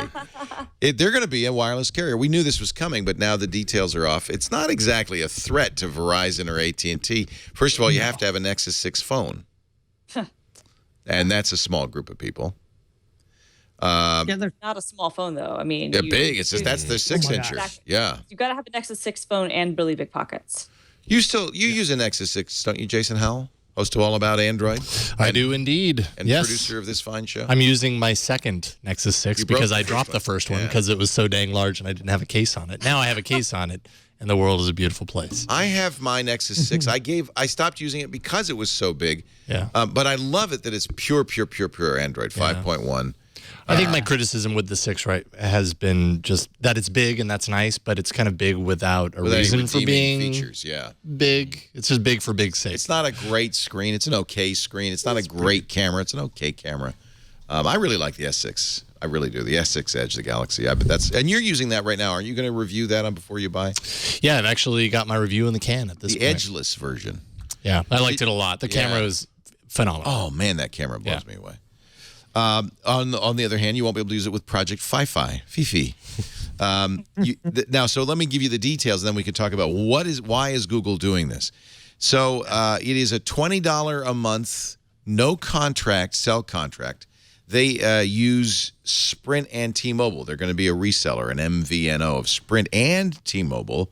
That's kind of interesting. You'll get a Project Fi SIM to put in your Nexus 6, which will automatically switch to the best signal. Throw in Wi-Fi into that mix because it will use Wi-Fi calling as well if you have a good Wi-Fi signal. So, presumably Google can charge you $20 for unlimited text, unlimited calls. By the way, unlimited international texting too, which I like. I guess that's probably something they get with the T-Mobile relationship. Yeah, because I'm on T-Mobile at the moment, and they're very good on there. You get free international data, so every time I go home back to the UK, it's just like it's slow, it's but I 2G, right? It's pretty slow. 2.5G GPRS, yeah. Yeah, so, but it's something. Yeah, I mean, trust. I mean, someone who used to regularly get stuck with data roaming charges. It was just those prices were insane. I'd have to hawk myself on the street just to pay them off. But I mean, it's just with something like this, I think it could be very interesting. They're not going to get the big players to play along, but no, it's an interesting opportunity for Sprint and T-Mobile to actually get themselves out there a bit more as well. They're also separating out the data completely, so that's $20 a month. Then you buy data, and it's kind of like our old sponsor Ting, where you ahead of time you guess how much data you're going to use, 10, 20, whatever. 5, 3, and you buy that, but they rebate you what you don't use, and it's a flat $10 a gigabyte for 1 gigabyte or for 20 gigabytes. It's $10 a gigabyte. I didn't see, maybe you guys saw anything about overages. So you say I'm going to use, let's say, 5 gigs a month, $50, so that'll be $70 for the total package plus taxes. If you use 6 or 7 gigabytes, do they just charge you an extra $10? I assume it just bumps you up to the next tier. Okay. Yeah, that was what I was assuming. But again, I haven't asked about that either. But I do think go ahead, Leah. Well, I'm just saying it's a good deal because you only pay for what you use. Yeah, which is cool, and that's probably where this is all headed. Ultimately, I mean, this is kind of in where things are headed. The thing that I wonder about this is most of the people that I know that have the Nexus 6, including my colleague Bill Detweiler, has one and likes it, and it's big. It is big. It's a cool device. I do like how native Android it is. I wish the S6 was more native, in the same way, but it's closer than previous Samsung devices. But the people who I know who have the 6, are power users. They're all power users. everybody that I know that has it. And so they're going to be using a lot of data. And so, typically it used to be you never used much data with an unlimited plan, or even if you had 5 gigs or whatever. But now with Spotify, with YouTube, with just web video in general, I know a lot of people, that are using 3, 4, 5 megs a month, easily, gigs a month, sorry. Sure, if you watch Netflix or even YouTube, you can easily blast power through that super quickly. And so they don't count your Wi-Fi usage against your gigs, I would hope. No, they don't. No. No. Okay. Right. And you can even use the Wi-Fi for calling as well, which I love. I actually can do that on my S6 Edge, and it works pretty well. Did that work? Did you try that, Jason, using Wi-Fi calling? You have to have T-Mobile for that to work. You may not have had T-Mobile. No, I didn't have a T-Mobile device. So on my T-Mobile S6, works great, and it's seamless. You leave the house, if hands off to the cellular network. The handoff is really nice. T-Mobile's been doing Wi-Fi calling for, years. A decade now, or close to it. And it's gotten much better, by the way. It's gotten much better, yeah. I remember back, I had a BlackBerry, a Curve 8320 that had Wi-Fi. But even then, it was not terrible. Yes. But it's gotten really good. Yeah, the 8320. Oh, great BlackBerry. Great BlackBerry. Those were the days, my friends. Those were the days. T-Mobile 8320. Wouldn't it be funny if Google Fi were available on a BlackBerry 8320 and a Nexus 6? I would honestly, if that was the case, because I've been toying with the idea of buying an old Palm Trio. What? And now just get the new Classic. It's brand new. No, but I want a Palm Trio. I don't want a BlackBerry. I want a Palm Trio. And I was toying with the idea of trying to see if I can use a phone from 10 years ago. They're analog. We have one. You can borrow ours and see if it works. Yeah, I could see if I could try to get it on somebody's network. I think it's analog. I don't think it's the 700, the 755p I might be able to get to work. I don't know. I have to look into it, but but I have these ideas. You're crazy. That's fun. That's fun. Yeah.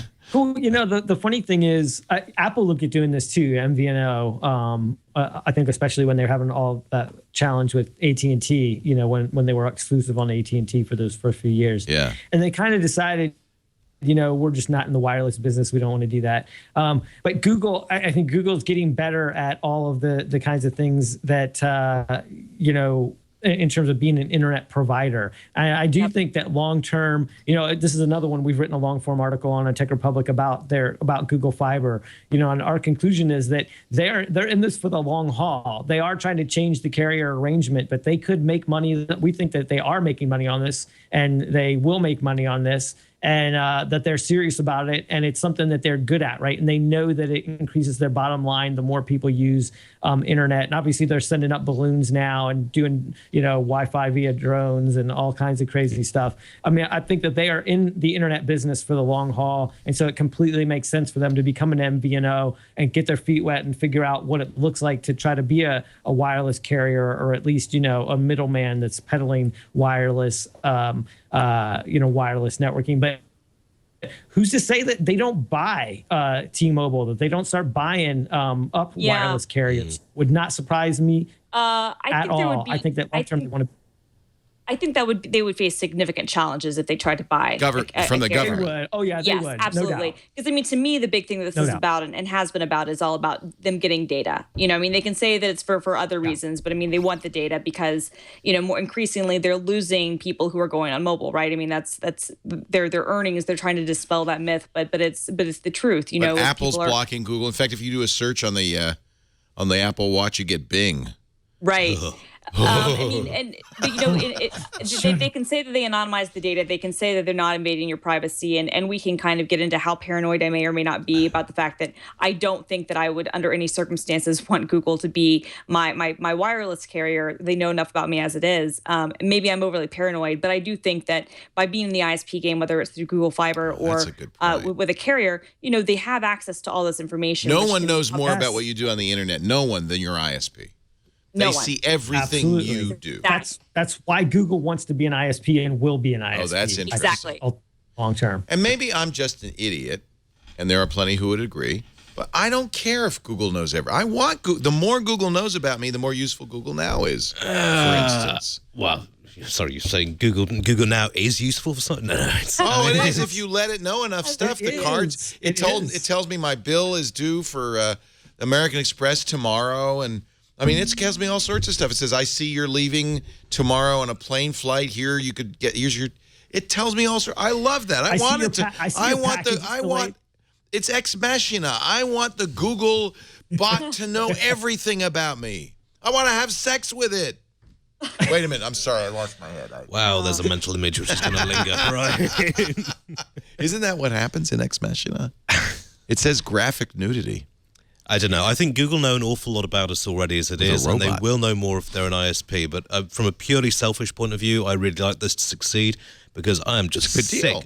Well, I'm just sick of seeing how badly people over here get done over for their mobile contracts, for their Wait a minute, ISP. You're saying people over there don't get done over? Oh, you compare the prices in the US to the prices in Europe, you're paying about double what we're... Really? Yeah. Yeah, they have choices too, and good, good choices. Yeah, right? exactly. They have good choices. You've generally got in most places choice between 3 or 4 ISPs.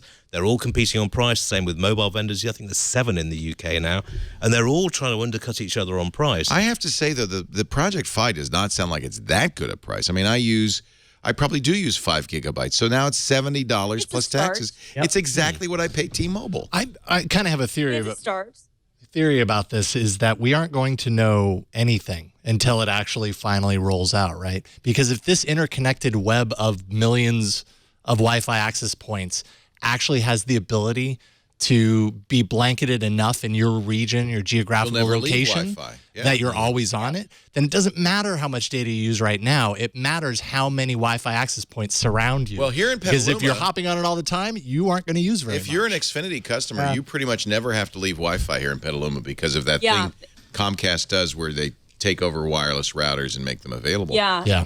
I'm always within reach.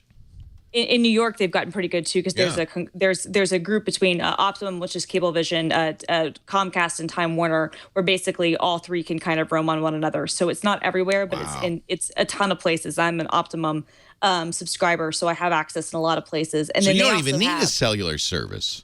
No, yeah, I do, but depending on what area I was in, but I wouldn't necessarily have to. They also, Cablevision just started this thing, Freewheel, which is a Wi-Fi only phone service, which basically, again, I don't think that many people could use it just that, but it's the price of where it is. It's getting to that. It's getting to that level.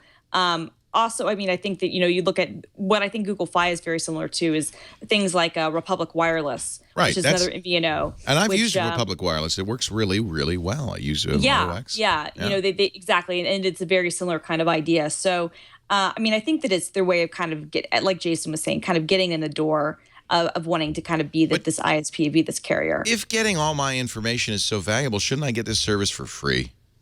Really? Yeah, that's the argument they use with Gmail. But I think mobile is, I mean, there's such a lot of money to be made in this. And I think, to be honest, if you compare the prices to what, say, T-Mobile or Sprint are charging, it's not that different. But if you compare it to, and I think the real targets for this are Verizon and AT&T. That's exactly it. Because Verizon are charging, say, $10 for 1,000 text messages. Right. And the data load on that is nothing. So, I mean, it's pure free. profit. It goes through, I mean, that's the dirty little secret. SMS is free. It goes through data signals that are already sent out anyway. It's like the extra bits. So the carrier is literally paying nothing for SMS. Exactly. Yet they continue to charge more for it year after year. It's the biggest racket in the entire world. Well, I'm a T-Mobile customer. I pay $70 a month, unlimited text, unlimited phone, and unlimited data. And when they say unlimited, I keep saying really unlimited. They say, yeah, really unlimited. I think they actually do slow it down after 5 gigabytes. It's 5 gigabytes, and then they throttle. But they've never throttled me, so I don't. So I'm getting essentially the same thing, right? Because I could travel internationally. I get the 2G or 2.5G, and I get the free international text. So essentially, I'm getting this. What I'm not getting is Sprint. Right. So, because I am getting Wi-Fi calling also, and T-Mobile's great here, but when I go somewhere where T-Mobile's not as good, then I don't have that option of moving over to Sprint. So that would be the one difference. New York City, ooh, ouch, brutal. Yeah. What is the best? It's Verizon, right? Because that used to be 9X. Yeah. Oh yeah. East Coast Verizon was the bell. Right. Yeah. So is AT&T good in New York? It is. I think Verizon's better and faster, at least in my experience. But AT&T and Verizon are the two you want. Sprint and T-Mobile are both pretty terrible. Something happened in Petaluma. Verizon suddenly got terrible here. Verizon and Sprint are terrible here. AT&T's okay, and T-Mobile's amazing. It's like 96 megabits down, 30 megabits up. Holy wow! Yeah, I mean, It's amazing. That's why I'm a T-Mobile guy. I'm happy T-Mobile That's customer. fantastic. I mean, Sprint's problem is they bet wrong and they went with Wi-Fi. They did. They went WiMAX. Yeah, WiMAX. I mean, it was just like, what were you thinking? I know Intel gave them a shed load of money to do it, but boy, But that guy's gone, right? The CEO who did that is gone. It was We a big all knew risk. that was a mistake. Yeah. It was a big risk, and the thing is, if it would have turned out, they would have taken over everything. If it would have worked out for them, if WiMAX would have worked out. But the problem was, it was very competitive. The reason it didn't work out because they still have as much or more spectrum, which spectrum is like the bandwidth, right? Than Verizon. They have all this 4G spectrum, but the problem is they had to buy so much of their backhaul from AT&T and Verizon, right? And so because of that, and they didn't not sell it to them, but they dragged their feet and made it so slow and also expensive. And so because of that, WiMAX did not succeed. But WiMAX was this great idea, and if it would have worked, it would have been great because they were talking about, look, we're gonna for $30 a month, your whole family can have this 4G connection, and we'll just pay you. They were gonna pay you per gig or whatever, but it was going to be they were going to charge you per gig, but it was going to be and they even said, I asked their CEO at the time, I was like, you're just going to be a dumb pipe, and he's like, you know what, if we're a dumb pipe and everybody's on us and we're making lots of money, I don't care. He said, but we just want to bring fast internet and spread it around and make it and stop the carriers from gouging you. And it was very altruistic, and it ultimately didn't succeed, but they had the right idea. But now they still are sitting on all of this spectrum. Wait a minute, my watch is ringing. Anything with it. Stop the show. I'm going to show you. Hold on. I'm going to show you how I can use the watch to answer a call here. Hi, Abby. Are you there? Oh, she hung up. You can't actually make a call on the watch. She's like, you're doing a show, aren't you, right now? She could tell. She said, Daddy, that's your announcer voice, and I'm not going to talk to you. Goodbye. So look at this now. See, Christina, look at this. $350 for a BlackBerry Classic, brand new factory unlocked. $350. Yeah, I know, but I want who wants a new BlackBerry? If I'm going to get a BlackBerry, I want one of the old ones. What? Don't you want BlackBerry's 10 or whatever the new operating system is and all that fun Have you ever stuff? actually used BlackBerry 10? No. Yeah, so no, you don't. But you can run Android apps. Yeah, poorly, and on and on a square screen. If I want to run Android apps, why wouldn't I just get an Android phone? Oh yeah, that's a good point. I mean, what advantage does BlackBerry give me other than a square screen, which is weird for apps, and a keyboard, and for some reason a trackpad, because it is 2015 and that is what we need. I am so tempted to buy this. I have been ever since BlackBerry released this, just because it'd be cool to pull it out and it see would be. the I mean, but for me, I'd almost want to go back to the bold 9900 or something. Yeah. But if I was really going to go retro on it, but yeah, I mean, there is something. I did actually toy with the idea of maybe getting one just for jokes, because I thought it would, like you, I think it would be hilarious to just pull it up and be like, hold on, let me check on my BlackBerry, guys, because it's 2008. And then you say things like, awesome. "Don't laugh, this is the best keyboard ever made." Right, and then I realized I've spent 8 years typing on a glass screen, and that I no longer can type on the clickety clackety keys anymore because I'm used to. I don't even know how it works. Yeah, exactly. Yeah, that big square BlackBerry. I can't. All of a sudden, I'm forgetting the name of it. The Passport. The big square. That was one. weird. If you want a reaction, wear that one. Yeah. Use that one, because oh my gosh. So my colleague. Steve Ranger in the UK has been carrying this thing around, and every time he pulls that thing out, you just go, "Oh my God, what is that?" It is huge, and holding that thing up to your head when you have a phone call. Oh man, it's glorious. Steve actually the reaction that people have. Steve actually used to be my boss, and that sounds exactly like him, to be honest. Yes, love Steve. Steve's amazing. He's just been using it temporarily. It's not his phone, but he kind of likes it. There's some things he likes about it, but part of it, I think, is the shock value of it. It's fun. Exactly. You're pulling out this bizarre, this passport-sized device. Oh no, wait. Yeah. There's more. And then can't you, the keyboard acts as a touch screen or something acts as a trackpad. It's a bizarre device. Is BlackBerry? So bizarre. They own So QNX. QNX is Yes. a real-time operating system. A lot of car manufacturers are turning Every to car it. manufacturer, basically. Yeah. So that might. So BlackBerry's not doomed. They have a chance to succeed just with QNX, right? Well, yeah, but they're doomed in hardware. I think. I mean, I think that for phones. They sold like 1.5 million phones or something last quarter. Which I'd be happy to sell you 1.5 million anything.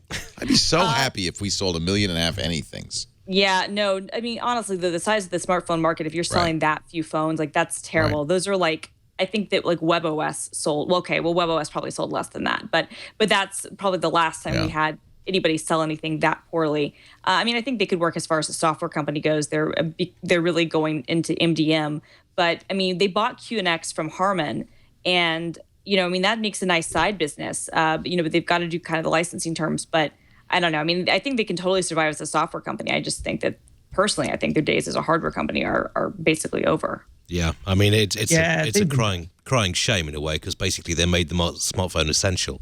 Apple made it likable, but BlackBerry made it actually essential to have one of these things on you. And then they just completely misunderstood the market. They misunderstood the market, and they basically sat on their hands for years. I mean, that's part of it too. I mean, they literally. I mean, Palm kind of did the same thing, but Palm had a bunch of other things going on behind the scenes. They at least tried to pivot. BlackBerry. I mean, it took them how many years to get BB10 out the door, and then even then they still misjudged what was happening. But you're absolutely right, Iain. They made it essential, and then they lost the script completely, and it's sad. Yeah, I remember being in press conferences in 2007, 2008, when both Microsoft and BlackBerry like mocked the iPhone. I mean, they loved to mock the iPhone and laughed it off. And they said, this device is worthless. It's not something to worry about. It's, this is all marketing and buzz, and it doesn't matter. And they both, paid the price for it. I got blacklisted by BlackBerry for a good year and a half because in 2009 they were running somebody was doing some sort of BlackBerry $1 million app fund or $1 billion app fund or some ridiculous thing. And I was on the phone with somebody. I was working at Download Squad at the time, RIP. And I was interviewing somebody from BlackBerry and somebody from this fund and talking about apps. And I was like, okay, so, and at the time I was a BlackBerry user, but I had an iPod Touch, and I was knowing I was going to move to an iPhone because I was so frustrated with my BlackBerry. But I was like, okay, so, this is great that you've got these apps, but when are your apps not going to suck anymore?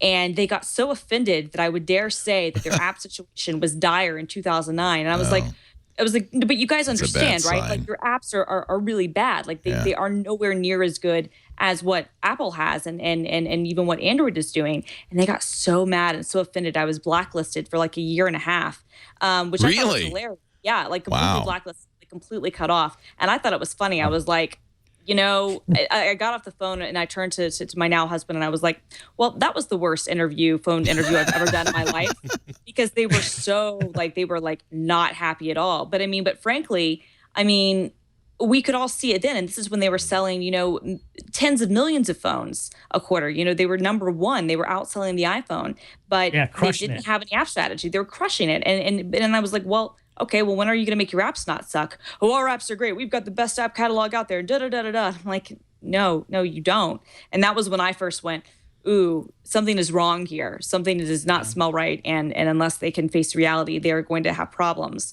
And sure enough, they did. Then the playbook, the whole, we can't even, that's a whole other saga, their ridiculous tablet strategy. But yeah. I think every journalist has got at least one playbook hidden away in the cupboard of dead technology that they push those out to everyone. Yeah.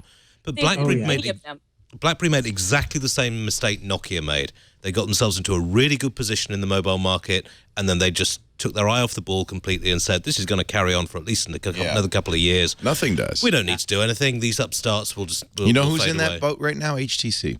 Yep. Yeah, HTC got a lot too close to Microsoft, and they're paying the penalty for that. I feel bad for them because I loved the HTC One, but this is the third year running, kids. Yep. Maybe it's time to update that design a little bit. When you've really made it? When there's a map in Pakistan of an android robot peeing on you. I was going to use the word micturate, but micturating. If we're going low class. Yes, micturating. I like that. I just checked my Google Maps, and it's gone. They fixed it. But apparently somebody was able to use the map maker tool and sneak this by Google, because Google, they said, would never do anything like this. Oh. They were using the parks tool or something like that. They were making it. Oh, they made like a were park. Parks.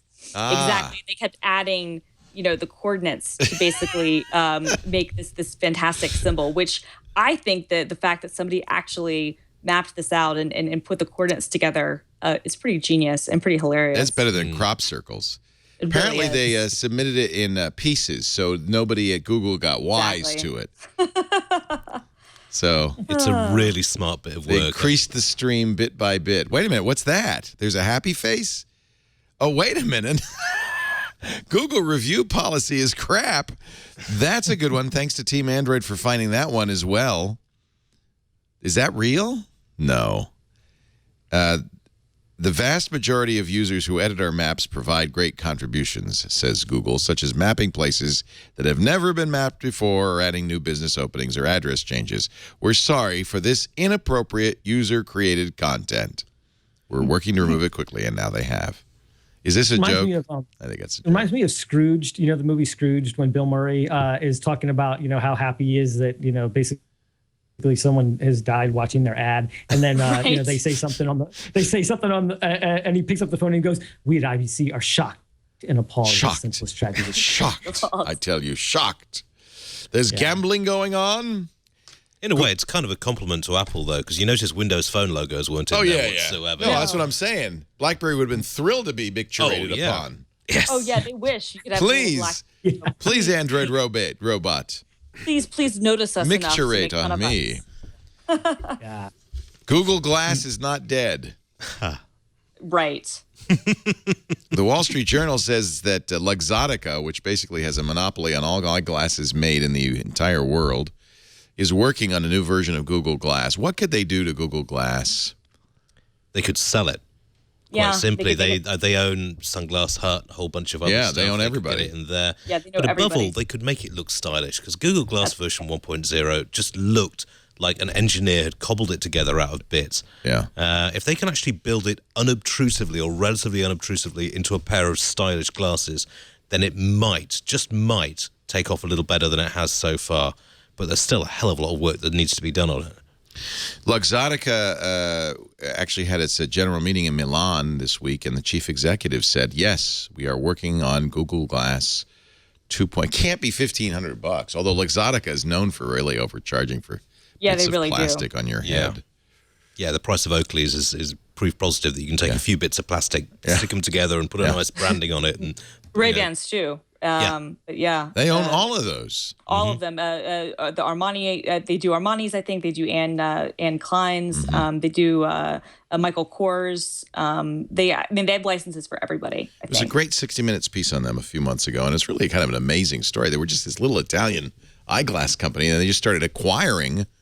Before anybody noticed, pretty much they owned everybody, from lens crafters to vision centers to manufacturers, and that was it. I think they're getting into the technology thing, because at the same meeting he also announced a deal with Intel where they'll be getting products coming out in February or March, and I think they've probably realized that design-wise glasses haven't changed that much in the last 100 years. There's got to be somewhere we can go here. Yeah, there's got to be an angle somewhere we can get a tech focus in there, and Google is desperate for somebody to take glass on and make it popular.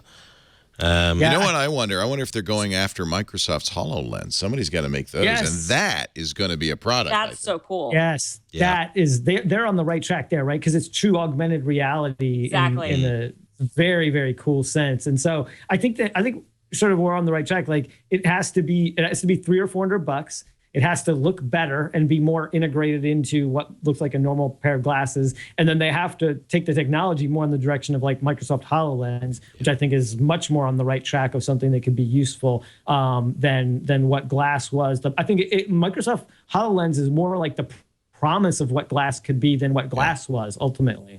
Yeah, I was blown away by HoloLens when I used it, and it was got to use it up there? Yeah, I went up to the Windows 10 preview, and it was just. I came and I did a very excitable interview with Megan in which I just raved about this thing, and then sort of the next day when I was writing up the full review, it was just like, well, yes, it is still bloody brilliant, but at the same time, the headset visor that they showed. But they were showing you a prototype that was wired and everything. Oh yeah, I mean the prototype you had to carry a battery pack with 3 fans going 10 to a dozen on the top of it. You've got to have it so you can measure the distance between your eyes. You've got to wear this headset. But it worked. It worked, and it worked really well. The thing that I mean, yeah, okay, the Minecraft in the house, that's cute. Skype calling, that was cute. The thing that really blew me away, NASA. NASA have taken the Curiosity, the Curiosity rover footage, and they've built that into that. And then, you know, a bloke from a JPL came in and had a chat with it. I was just, as a space geek, I was just stunned. But Google's getting into this in a big way. They've got Magic Leap investment. That's right.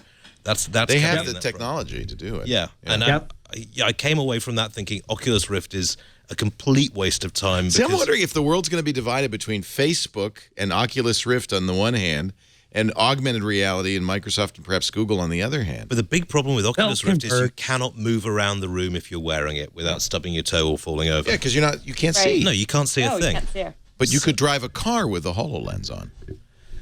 Just about. I'd hate to be the passenger, probably just screaming quietly to myself. But no. Yeah, it's going to be there. I mean, it's years away, right? HoloLens is years away, but I feel like it's on this the fall. right track. It's this fall. No, it is. But I mean, for it to be really awesome, right? To be, it's good. I mean, this is a Microsoft year. Windows 10, HoloLens. You know, they're becoming much more multi-platform.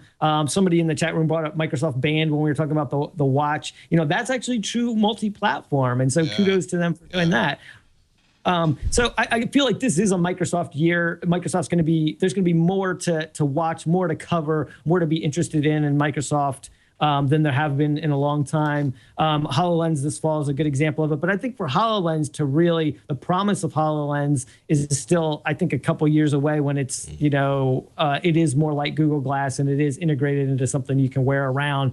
But when it does, you know, and I feel like they are on the right track and they're going to be, suddenly they look like they're ahead of the game on this, that they're a couple steps ahead of everybody else, interestingly enough. And that's one of the biggest breakthroughs, the biggest, you know, forward-looking areas in technology is augmented reality, virtual reality over the next 2 or 3 years. And so, you know, they are going to be in this game big time, and they're one to definitely keep an eye on. Yeah, I mean, even with the prototype sets, with just a little bit of engineering work, you could sell that to a theme park. Yeah. Just have people wandering around. Instead of having an out-of-work actor jumping out at you, have someone bursting out saying "Let It Be" or whatever the song is, and you know, kids would eat it up. And yeah, you've got to wear a backpack. Well, you know, chances are you're wearing a backpack anyway. So it's, yeah, I think HoloLens is really, really interesting. If they do it right, it could be a lot of fun. If they do it wrong, and let's face it, Microsoft does have form on this sort of thing, then it could be a rather big letdown. It could happen. Let's take a break, come back with more in just a bit. Iain Thomson from The Register, Jason Hiner from CBS Interactive and Tech Republic, from Mashable, Christina Warren. We're talking high tech. We're talking FreshBooks, the simple cloud accounting and invoicing solution that will change your life. It did me. As a freelancer, the worst thing in the world is billing, invoicing. I hated the end of the month, firing up Excel and trying to figure out what my hours were and getting all the expenses together. I just put it off, which means I didn't get paid. FreshBooks solved that for me. This was back when I was going to Toronto. Amber MacArthur told me about it. I had to bill Rogers every month in Canadian dollars. She said, oh, no problem. FreshBooks handles currencies. It makes it easy. Your invoices look pro, and you get paid faster because it's easier for your clients to pay. FreshBooks will let you create and send invoices, capture and manage your expenses with their FreshBook apps. Even keep track of time and hours. Just press a button on the app when you start. Press it when you stop, and it automatically gets right into the invoice. Super intuitive, easy to use. I felt like, to me, this was my first Web 2.0 app. I mean, this was a mind-boggling experience. Now here we are, 5 million customers, almost 10 years later. FreshBooks is even better than ever. They've surveyed many of their customers. They know a lot. For instance, FreshBooks users save about 16 hours a month on admin tasks. That's like 2 extra days a month. You double your revenue in most cases in 24 months, in many of them on average. And on average, they get paid 5 days faster. I'm not guaranteeing you'll double your revenue, although I did, come to think of it. FreshBooks.com/twit to try it free for 30 days. If you ever need help, their support rock stars will help you right from the FreshBooks offices. They're great people. I think you're going to love it. Get started today. It's free for 30 days, no obligation. Just visit freshbooks.com/twit. All I ask, there they are in their cute little Toronto brick building. They're so cool. Don't forget to enter TWiT in the How Did You Hear About Us section. That way they'll know. Freshbooks.com/twit. We love them. I think you'll love them too. Let's see here. Oh, Time Warner and Comcast. How's that going? The merger. It isn't. Thank goodness. Toast. You know, it was a great article. Frank Eliason, who used to be Comcast Cares on Twitter, he was the guy. He revolutionized. I think he did more to help Comcast than any human alive because he responded to people on Twitter. He responded. It not only revolutionized Comcast, but it like changed the entire nature of doing customer service over Twitter. Like it made it a whole thing. So he moved on. I think he's working at Citibank now. But he said, and I thought this was hysterical, he said he believes that the merger didn't happen because of us. And he said, you know, Comcast, even though they spent something like $25 million lobbying Congress on this issue, even though Tom Wheeler is a former head of the National Cable Television Association. Member of the Hall of Fame as well. In their Hall of Fame, and he's the chairman of the FCC. And by the way, what happened to Tom Wheeler? Did he like flip? I think he flipped. Oh, he flipped hard. He became one of us. But Frank Eliason says, and here's a guy who's watching very closely and has ties to Comcast. He says, you can spend all the money you want. You can have the chairman of the FCC in your back pocket. But if the people don't want it to happen, it's going to work. And it was so encouraging to me. He said, this is Comcast chickens coming home to roost. After many years of crappy customer service, people hated Comcast and basically wrote to their members of Congress and said, we don't want this merger. Yeah. No matter how much you give your member of Congress, it's the vote that ultimately counts to them. Yeah. I mean, at the end of the day, you've got the two companies with possibly the worst customer service between them trying to get together. Yeah. And the American market does not need large ISPs and cable companies. It needs lots of little ones competing properly rather than just trying to lock up the entire market. And people just looked at the way they're getting treated by these companies at the moment and said, if they join together, you know, there's nothing we can do. And they got on the phone and they got people against it. I don't know. I mean, I think everyone who was in the sector really rejoiced when the news came out that it was falling, that the whole deal had fallen down. But now we've got to see what Charter are going to do, and if they're going to say load themselves down with debt to try and take over TWC. TWC called Charter immediately. They got on the horn and said, "Hey, you want to buy us? We're available." Yeah, I know. It just sad. What happened to running a business for a profit and growing it? I don't know. Call me old-fashioned. Crazy. So that's the end of the line on that deal. And I think they also recognized that it was really about the government was never going to let this thing happen. They went to Washington to meet with whoever's responsible, the FTC or the FCC, I don't know, and apparently just weren't getting good news. So there it is. Tom Wheeler's been a real surprise. I mean, with this and net neutrality, when he was appointed, we were just discussing it in the office, and you look at his record, and it might as well have been written by the telecoms industry as the person they wanted in charge. And he's just been a revelation. I don't know what it is. I mean, whether the government's got something on him or, or he realized maybe his duty is to the consumers and to the public rather than to the lobbyists. Go figure. But it's so amazing to see even the 180 he did from his first proposal for net neutrality a year ago versus what actually ended up happening and what he ended up championing. You know, his original language and his original proposal was ridiculously out of whack. And obviously that's why everyone wrote in and signed petitions and called their congressmen and filed complaints and responses with the FCC. But for him, you're dead on, Ian. I mean, it's like, do they have something on him? Because he just literally has done a total 180 from every position you would think someone like him and someone in his position would take. Well, I also give credit to John Oliver. I think John Oliver gets some credit because on his show last week tonight in June, he did probably the best. Wait a minute, watch this here. Wait a minute, real quickly. He called Tom Wheeler.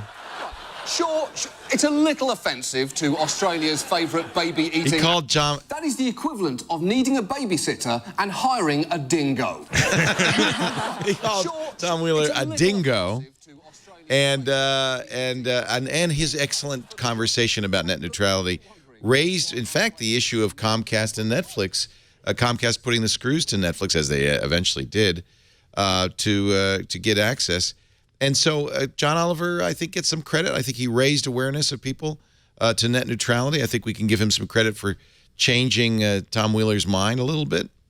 And by the way, John Oliver says he is not a dingo. Well, he's maybe a dingo, but he's one of the nice kinds.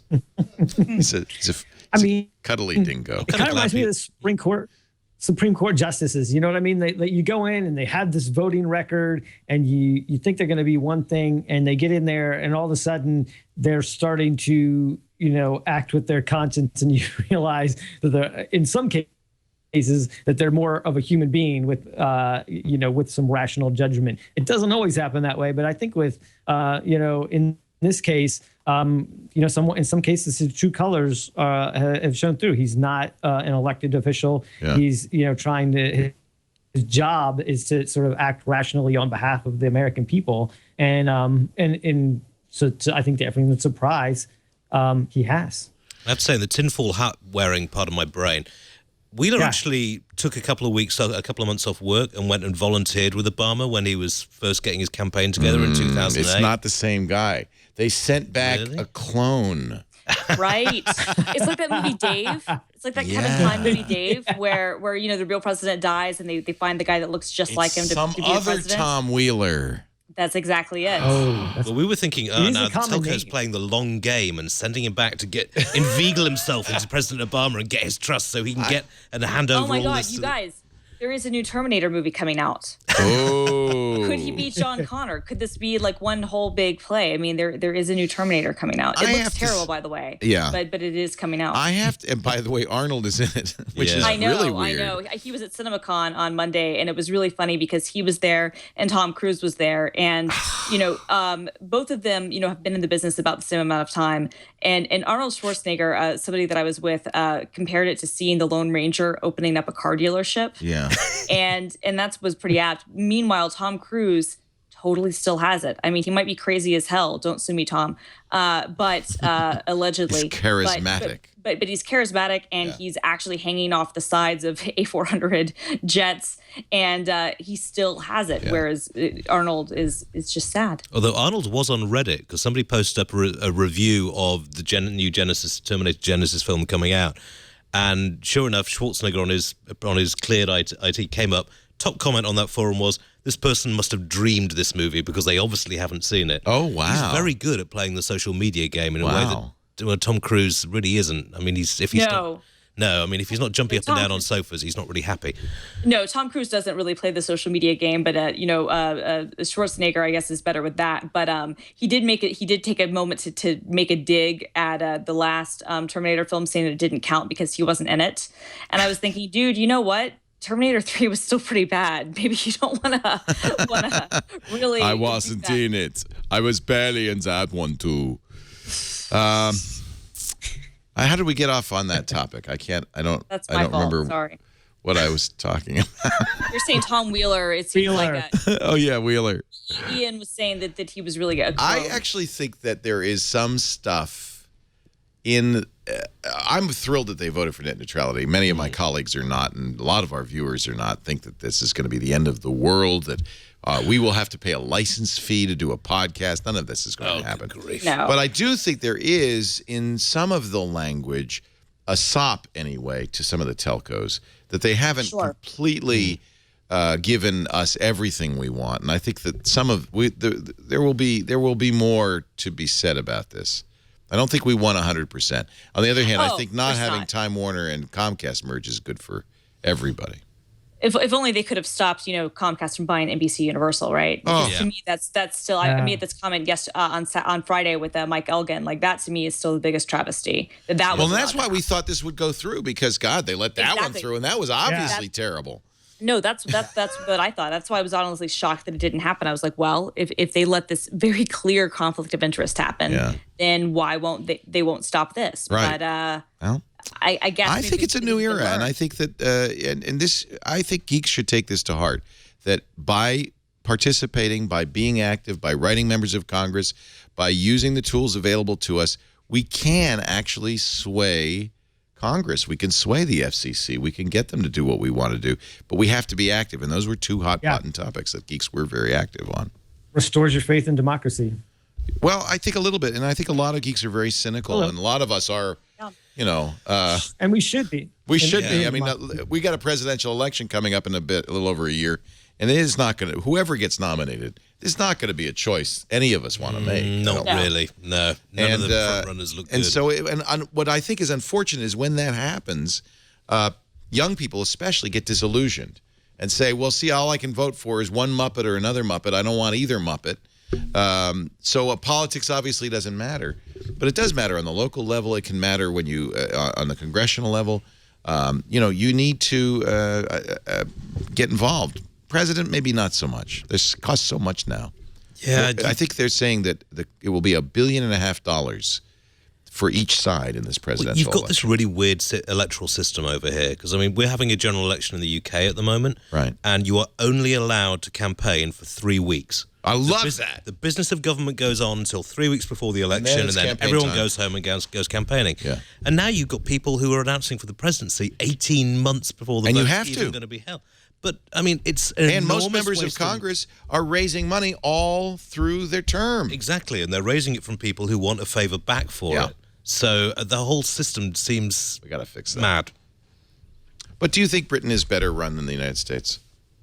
In some ways. In some ways. There are But a you lot elected Tony Blair. Yeah, I know. I didn't vote for him, but, you know. Actually, no, I shame to say I did actually vote for him in 97. He seemed, you know, it's like Bill Clinton. He seemed okay at the time. He seemed okay at the time. And then my local Labour MP at the next election, I wrote her an email the night before the election. I was terribly drunk. Just saying, look, I've been a Labour voter all my life. I just cannot bring myself to vote for that grinning little whatever. And she sent me a lovely email saying Tony will not be with us for that much longer, and when he's gone, you can call you can come back to the fold. Wow. He was just Tony looked good initially. Obama looked good initially, and you know I'm very disappointed. I really I voted for Obama both times. I gave him money. I really supported him. I think it's a major step forward that we have an African American president.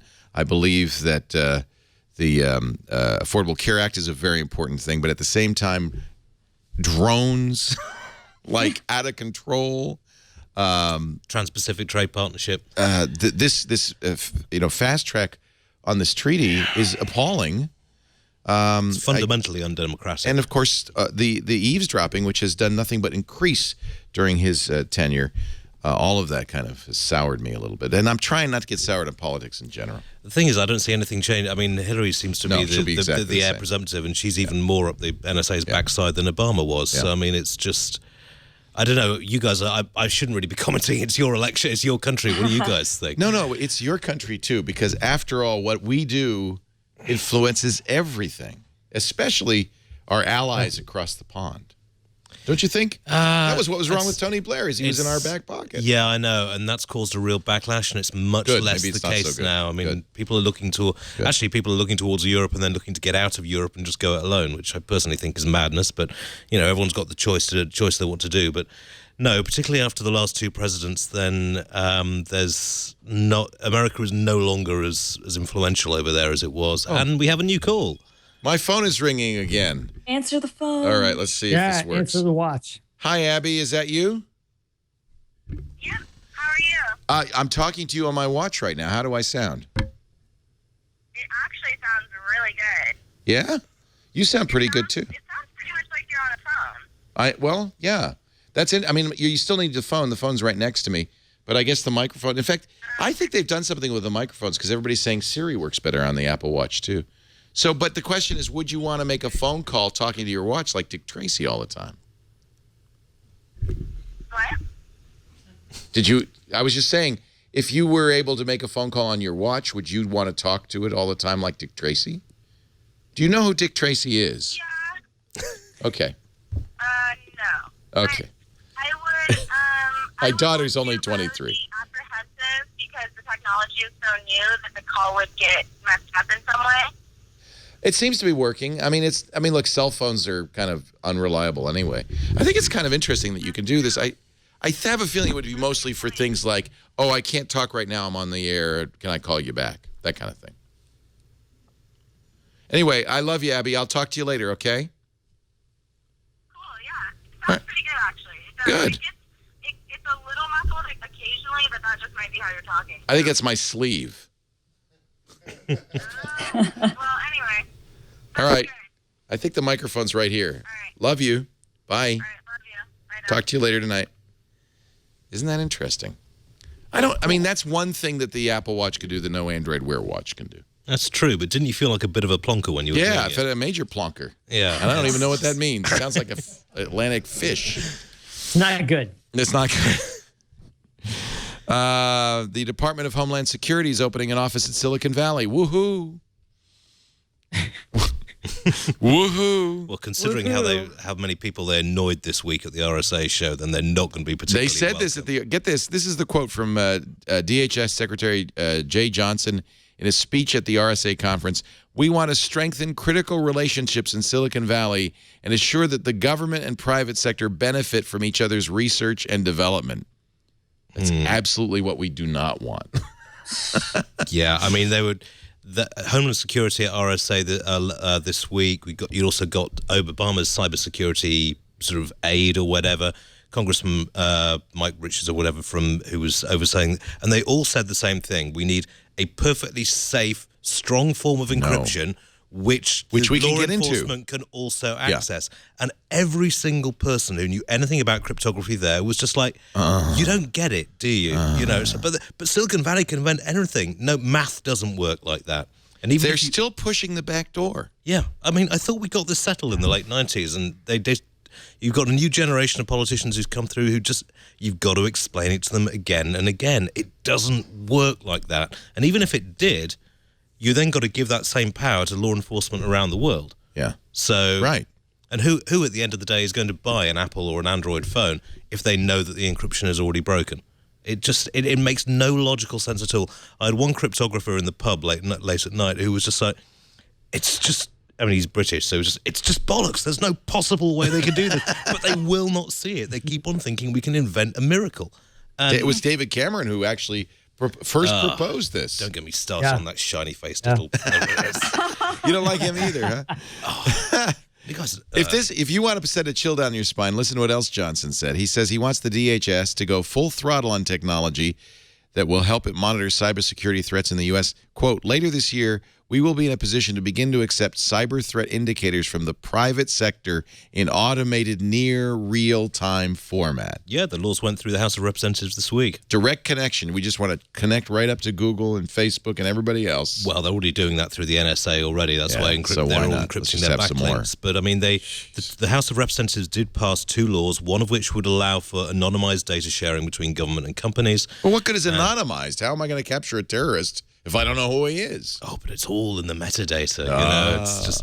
And then the other one gave companies freedom from liability and freedom from being sued under Freedom of Information Act. So, you know, this thing is going on, and from what I can see, Senate is going to pass it, and Obama's going to sign off on it. I'm watching the chat room debate the meaning of bollocks, by the way. I think we'll leave that as an exercise for the reader. Let's take a little break. We've got more to come. We're talking high tech. I don't want anybody to be depressed. Hey, it's going to be a great new world. Wonderful new world as long as the AI doesn't kill us. Our show. Has anybody seen that new movie yet, Ex Machina? Because Gary was here and was just raving about it. Yeah, I saw it. It's really good. Is it? It is. Ooh. Is it scary? Do you feel like the artificial intelligence is going to win? I mean, yeah, but I always feel that way. Yeah. Well, you're not alone. Woz now says this. Everybody's starting to, all the computer scientists are all saying, we got to worry. Freaked. What? Yeah, Elon Musk is really freaked. He's worried? He's completely worried. I'm less worried about it taking over the world. I'm more worried about it taking my job, to be quite frank, because... Well, first it takes your job, then it takes over the world. I mean, 30 years down the line, there's a whole list... It's not going to be able to write for the Register. No, nobody can do that apart from the very cynical and occasionally drunk human beings. But I mean, if you're an accountant, if you're a lawyer, certainly if you're a legal secretary, 20, 30 years down the line, your job is toast. You should all be pundits because that's the one thing an artificial intelligence can't do well. This is going to be a common theme, but we have another long-form article on this called "Why AI Could Destroy More Jobs Than It Creates and How to Save Them."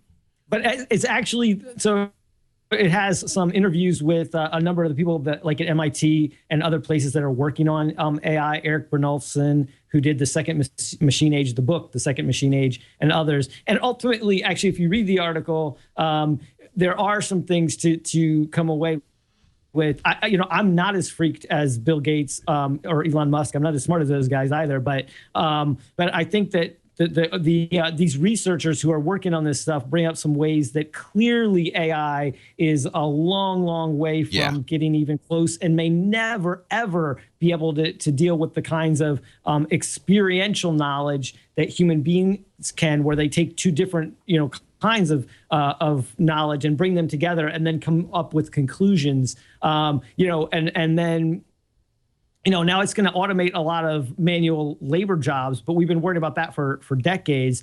And, the likely result of that is that people are then in those jobs going to have more time, and that will, it's a brutal process, but that will, every time we've had one of these leaps forward in technology, what happens is humans find better, smarter, more interesting things to do, and it ends up pushing humanity forward. Let's see. Like that's a very optimistic viewpoint. You're an optimist. But we're looking at history, that tends to be the way these things happen. Jason, I actually we're going to take a break. I want to talk to you about your visit to Osmo, the robot, the Honda robot. Yeah. It's not like anything like this on my screen could happen. This couldn't possibly ever. Oh, here comes Spot. Google owns this company, the Boston Dynamics company. They were making military robots. Now this is just a mail delivery system. Oh no, they're still making military robots. They're still making. Look, you can kick it and it just keeps on coming. I would not want to run into this in the hall. No, that's. And I don't think kicking it is a very good idea. This is why the artificial intelligence is mad at us. Our show today brought to you by GoToMeeting, the great way. Now you can use technology to eliminate travel, to stay at home, to meet with clients and coworkers all over the world from the comfort of your own computer, your tablet, your smartphone. No traffic, no travel expenses. It's easy, it's fun. In fact, it's so easy that your clients will like this. You can't make them jump through hoops if you want to give them a sales presentation. But by just clicking a link, in just a few seconds, they'll have GoToMeeting running on their system. They don't have to sign up for anything. There's no speed bumps. You see the same screen. You could show them the presentation. You can use your webcam for HD video, which is fabulous. It is a great way to meet. I think video meetings are just the way to go. I've been doing a lot of this lately, and I love it. I want you to try it at least. For 30 days, visit GoToMeeting.com. Click the Try It Free button. You don't need to give them a credit card. You'll have your first meeting up and running in just minutes. GOTO, GoToMeeting.com. Your 30-day trial awaits at GoToMeeting. Now, here they come. There's two of them. This is really scary. This is like, I could see, don't you think, given what we're doing with drones, the next thing is a soldier like this, right? Yeah. Sorry. After you. No, I was just going to say, yes, absolutely. That's the next Why put humans in the line of fire when you could send a dog with a gun? Yeah, there's a couple of problems to beat first. chiefly is power, because these things can operate now. And noise. Those aren't going to sneak up on anybody. Yeah, if you've got a right petrol now. engine and you're trying to stealthily get behind enemy lines, that's not going to work. But and I'll tell you how clueless this company, Boston Dynamics, is. At the end of the video, they put this: no robots were harmed in the making of this video. I'm not worried about the robots. Harm the robots. It's fine. It's the humans I'm worried about. So you met Osmo. We've seen this before. That's Honda's little humanoid robot. It's about, 3 feet tall, 4 feet tall? He's gone. Oh, my God. The robot's got Jason. I think we frightened him with the robot. Oh, my God. He saw Osimo and he was scared enough that Boston Dynamics made him. God, we've lost Jason. So, Christina, you recommend Ex Machina? I was thinking of going tonight. Yeah, no, I really liked it. I really, really liked it, and I wasn't expecting to like it as much as I did, but I really liked it. It's good. Yeah, I can't wait to see it. It said there's graphic sex in it. I don't understand because there's just two guys and a robot.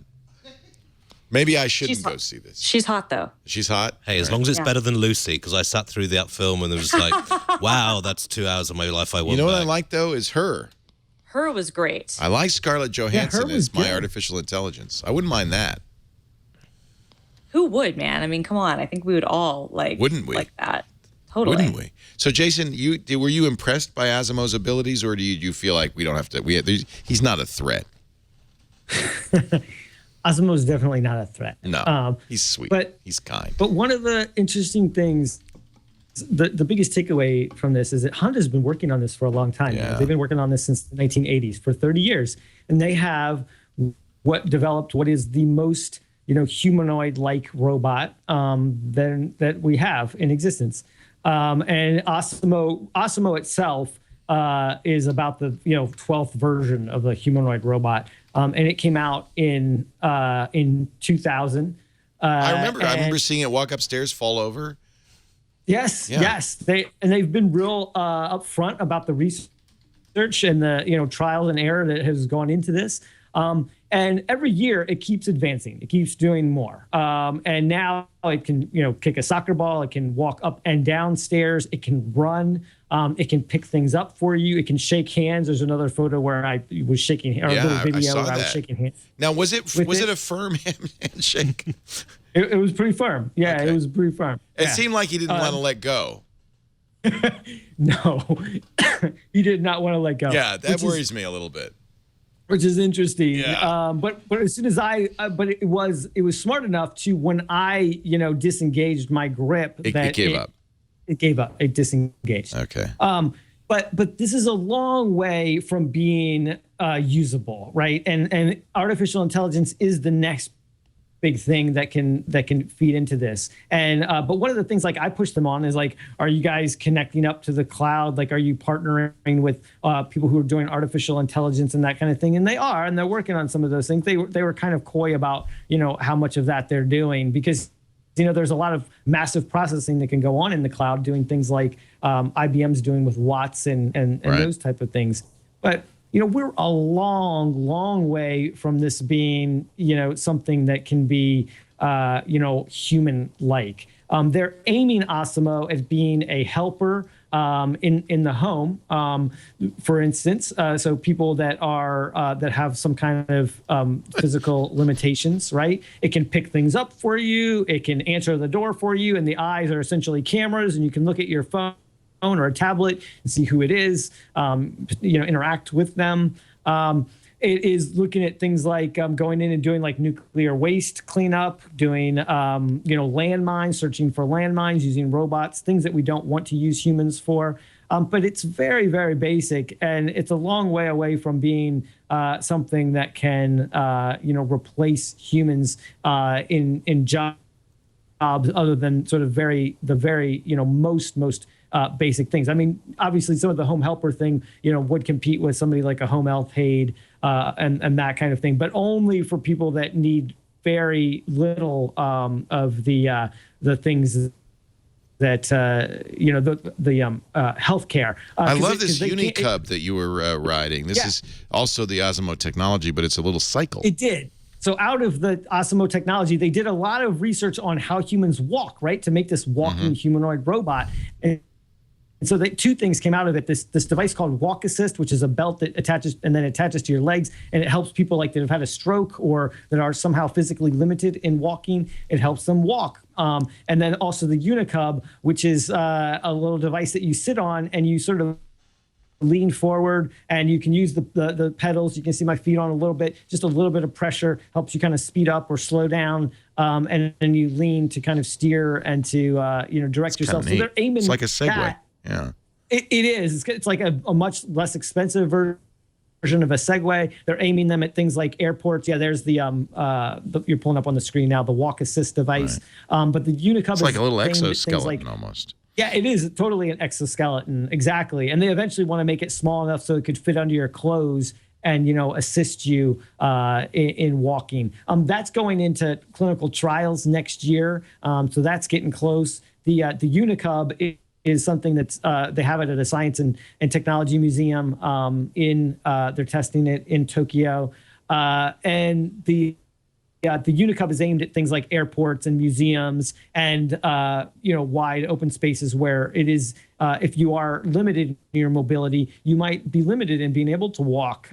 So they have taken this robotics research and done some very practical things with it in ways to help people today, within the next 5 to 10 years. And so, I tip my hat to them on that. Did you feel like this was personified, that there was, I mean, obviously you don't need really to make a robot with legs and able to walk or in a humanoid form at all, but they clearly want to do that so you're comfortable with it. Do you feel like, I mean, did you feel like this was a thing, a human or a thing? It feels like a thing. Definitely feels like a thing. You're not worried. It's not like a human. Okay. No, but they did particularly, interestingly enough, you saw, you put the video up there or the photo up there of the different evolution of Asimo. Yeah. And you could see that they've actually shrunk him in the last few iterations. So he is now only 4 feet tall. And they said that is to make him so that he's not as intimidating to human beings. Yeah. And so they purposefully have made him small so that he's not as scary, essentially. Well, originally, apparently, he looked like Mouseketeers. So, no, that's the wrong picture. Wait a minute. That's him. So there's at Disneyland in Anaheim, California now, there's an Asimo exhibit where he sort of does a little performance. Asimo's a rock star. In the gallery that I did there on ZDNet that you're pulling the photos from, there's him shaking hands with the ruler of Dubai, and there's him all over the world, doing performing for crowds and doing its thing. I shouldn't say he. They haven't said, although the voice is a 15-year-old boy whose voice they use. Oh, that's interesting. For Asimo, but because the voice is high, it's kind of androgynous, and I think purposefully so. And so, unthreatening, I think, is what they're going for. And if you look at the early Asimos, these are terrifying looking. I don't want to go anywhere near them. They are, definitely. So the 4-foot Asimo is very friendly looking, but it does. You can tell that this is still, essentially decades away, from being something that we've seen in movies or that kind of thing. Well, but obviously decades in the grand scheme of things is not that far. Things happen fast, as we've learned. It's funny about tech. It happens both faster and much more slowly than one expects. Well, in this case, DARPA's got the Grand Robotics Challenge coming up in June. Do you remember the original Grand Robotics? It was like these cars could barely go 5 feet before driving off the road. Now cars have driven across the country completely autonomously. What's the Grand Challenge going to be this year? They've got 6 foot 1 robots. Oh, great. Whose job is to drive a car for humans to a crash site. Oh my God! Break open a door. Kill John Connor. No. Turn off a valve. Come with me if you want to live. Yeah, punch through a wall. Do a whole bunch of other stuff. The idea is that these are going to be rescue robots as unterminators, which are going to come back to us. But that's how they start. But as you said yourself, with the automotive challenge, that was a hilarious first attempt. And yet they made great progress. They made it work very fast. Oh, it works. We could have it now. The problem is insurance. Is who pays for it. They have far fewer accidents than human beings, far fewer. But if there is an accident, who is liable? The person. Right. Yeah, exactly. Who pays? Is it the company that made the technology? Is it the person who owns it? Is it whatever? So this still has to get worked out. I mean, in Israel, these self-automated vehicles essentially are patrolling borders in Israel. Oh my gosh. They are very much real, and they are very much in use and fully capable. The one that the Ben Gurion University in Israel did. They're one of the ones that have won these robotics challenges in the past, and they have an SUV that can now it's now smart enough that can handle 4-way stops, which is something that's unique to the U.S., but it's one of the most difficult things to handle, right? Because there's a little bit of unpredictability, like, okay, who got there first, and can we tell, are you about to go or are you not? And it takes a little bit of, finesse. And so they've gotten to the point that their vehicles can now even handle four-way stops. And so, these things have come a long, I predict that videos like this of cars and robots failing miserably will become the most popular videos on YouTube in the next 5 years, because it reassures us that there is nothing to fear. Nothing to fear, even though, as Jason says, I mean, they're far safer than we are. I mean, frankly, No, in fact, they know that. They're better in every respect. Yeah. And we're just a cancer on the planet, and they should just get rid of us so that they can go on with their little robotic lives. This is true. We are carbon-based life forms are so terrible for the planet. You're exactly right. Terrible. Oh, my God. Well, one day the singularity will come and we can all just upload ourselves. Thank you. That's Can't true. wait. I can't wait to be in a car, the brain of some taxi cab in 22nd century Chicago. You're in a Johnny cab. Christina Warren, Mashable.com. Great to have you. We love you. @film_girl. I hope you get your watch someday. Yeah, me too. Me too. I will find a way. I mean, look, worst case, I wait. It's not the end of the world. It really is. Oh, yes, it is. Worse things are happening out there, but I love you guys too, and I'm glad that you have your watch. Don't mess it up too much for Lisa, otherwise she will. I know. This is her watch. Mine's coming. Thanks, Iain Thomson. Always great to see you. Always really fun. Appreciate that you like to come in studio. We love you, and theregister.co.uk is where you'll find his writing. And next week, what bollocks and what was the other? What was the other? The other term? Plonker. Plonker. We'll define those terms next week. Thank you, Jason Hiner, CBS Interactive, @Jason Hiner on Twitter. Great to see you 2 weeks in a row. Thank you for being. Yeah. You wrote a great article about the launch of the new screensavers, and I appreciate that. That helped get the word out. So I really appreciate it. Also, you can see my book at followthegeeksbook.com. Oh, I forgot. Let's. The new chapter. We just released the new chapter. It came out, week. and it is. Yes. Tom Merritt. Tom Merritt. Former TWiT host. Tom Merritt, yes. Awesome. What is the site? Follow the Geeks book? Followthegeeksbook.com, yes. And it's all about Tom Merritt. We couldn't say that last week, but now we can. They're doing it chapter by chapter. Gina Trapani, Baratunde Thurston, some really great people. And this week, you call him the podcaster, Tom Merritt. I love it. Always a dapper dude. Followthegeeksbook.com, and you can buy the book there too, but the chapter is fun to watch the chapters come out month by month. Pre-order. Yeah, you can also pre-order. The book comes out the second half of the year, and we're releasing them as we finish the chapters. We're releasing them online and getting people's feedback, and the best comments, the best input we're actually going to include in the final version of the book. Good. Some of my favorite people in the first 4 chapters, so that's great. Thank you, Jason. Thank you, everybody, for being here. We do TWiT every Sunday afternoon, 3 p.m. Pacific, 6 p.m. Eastern Time, 2200 UTC. We'd love it if you'd watch live or come to the studio. If you email tickets at twit.tv, we'll put a nice comfy chair out for you. But if you can't watch live or be here live, we can get on-demand versions of the show. Audio and video always available of all of our shows at twit.tv, our website. The new website's about a month out. A little more than a month out, 5 weeks out. But the old one's still usable, twit.tv. Or go to iTunes or wherever you get your podcasts. And I know most of you are listening on mobile now. We've got great apps on all the mobile platforms that some wonderful members of our community wrote. You pick the one you like, subscribe, and make sure you don't miss an episode. Thanks for being here. We'll see you next time. Oh, I forgot, our 10th anniversary T-shirt. Don't forget, Teespring, TEEspring.com/twit. It's only a few more days left, a couple of weeks left to buy that. What we do with these, they're limited edition. Once they're sold out, they're sold out. And this commemorates the 10th anniversary of the company, not just the show, but the company. Teespring.com/twit. Thanks for being here. We'll see you next time. Another TWiT is in the can. There's only 3 people in the audience.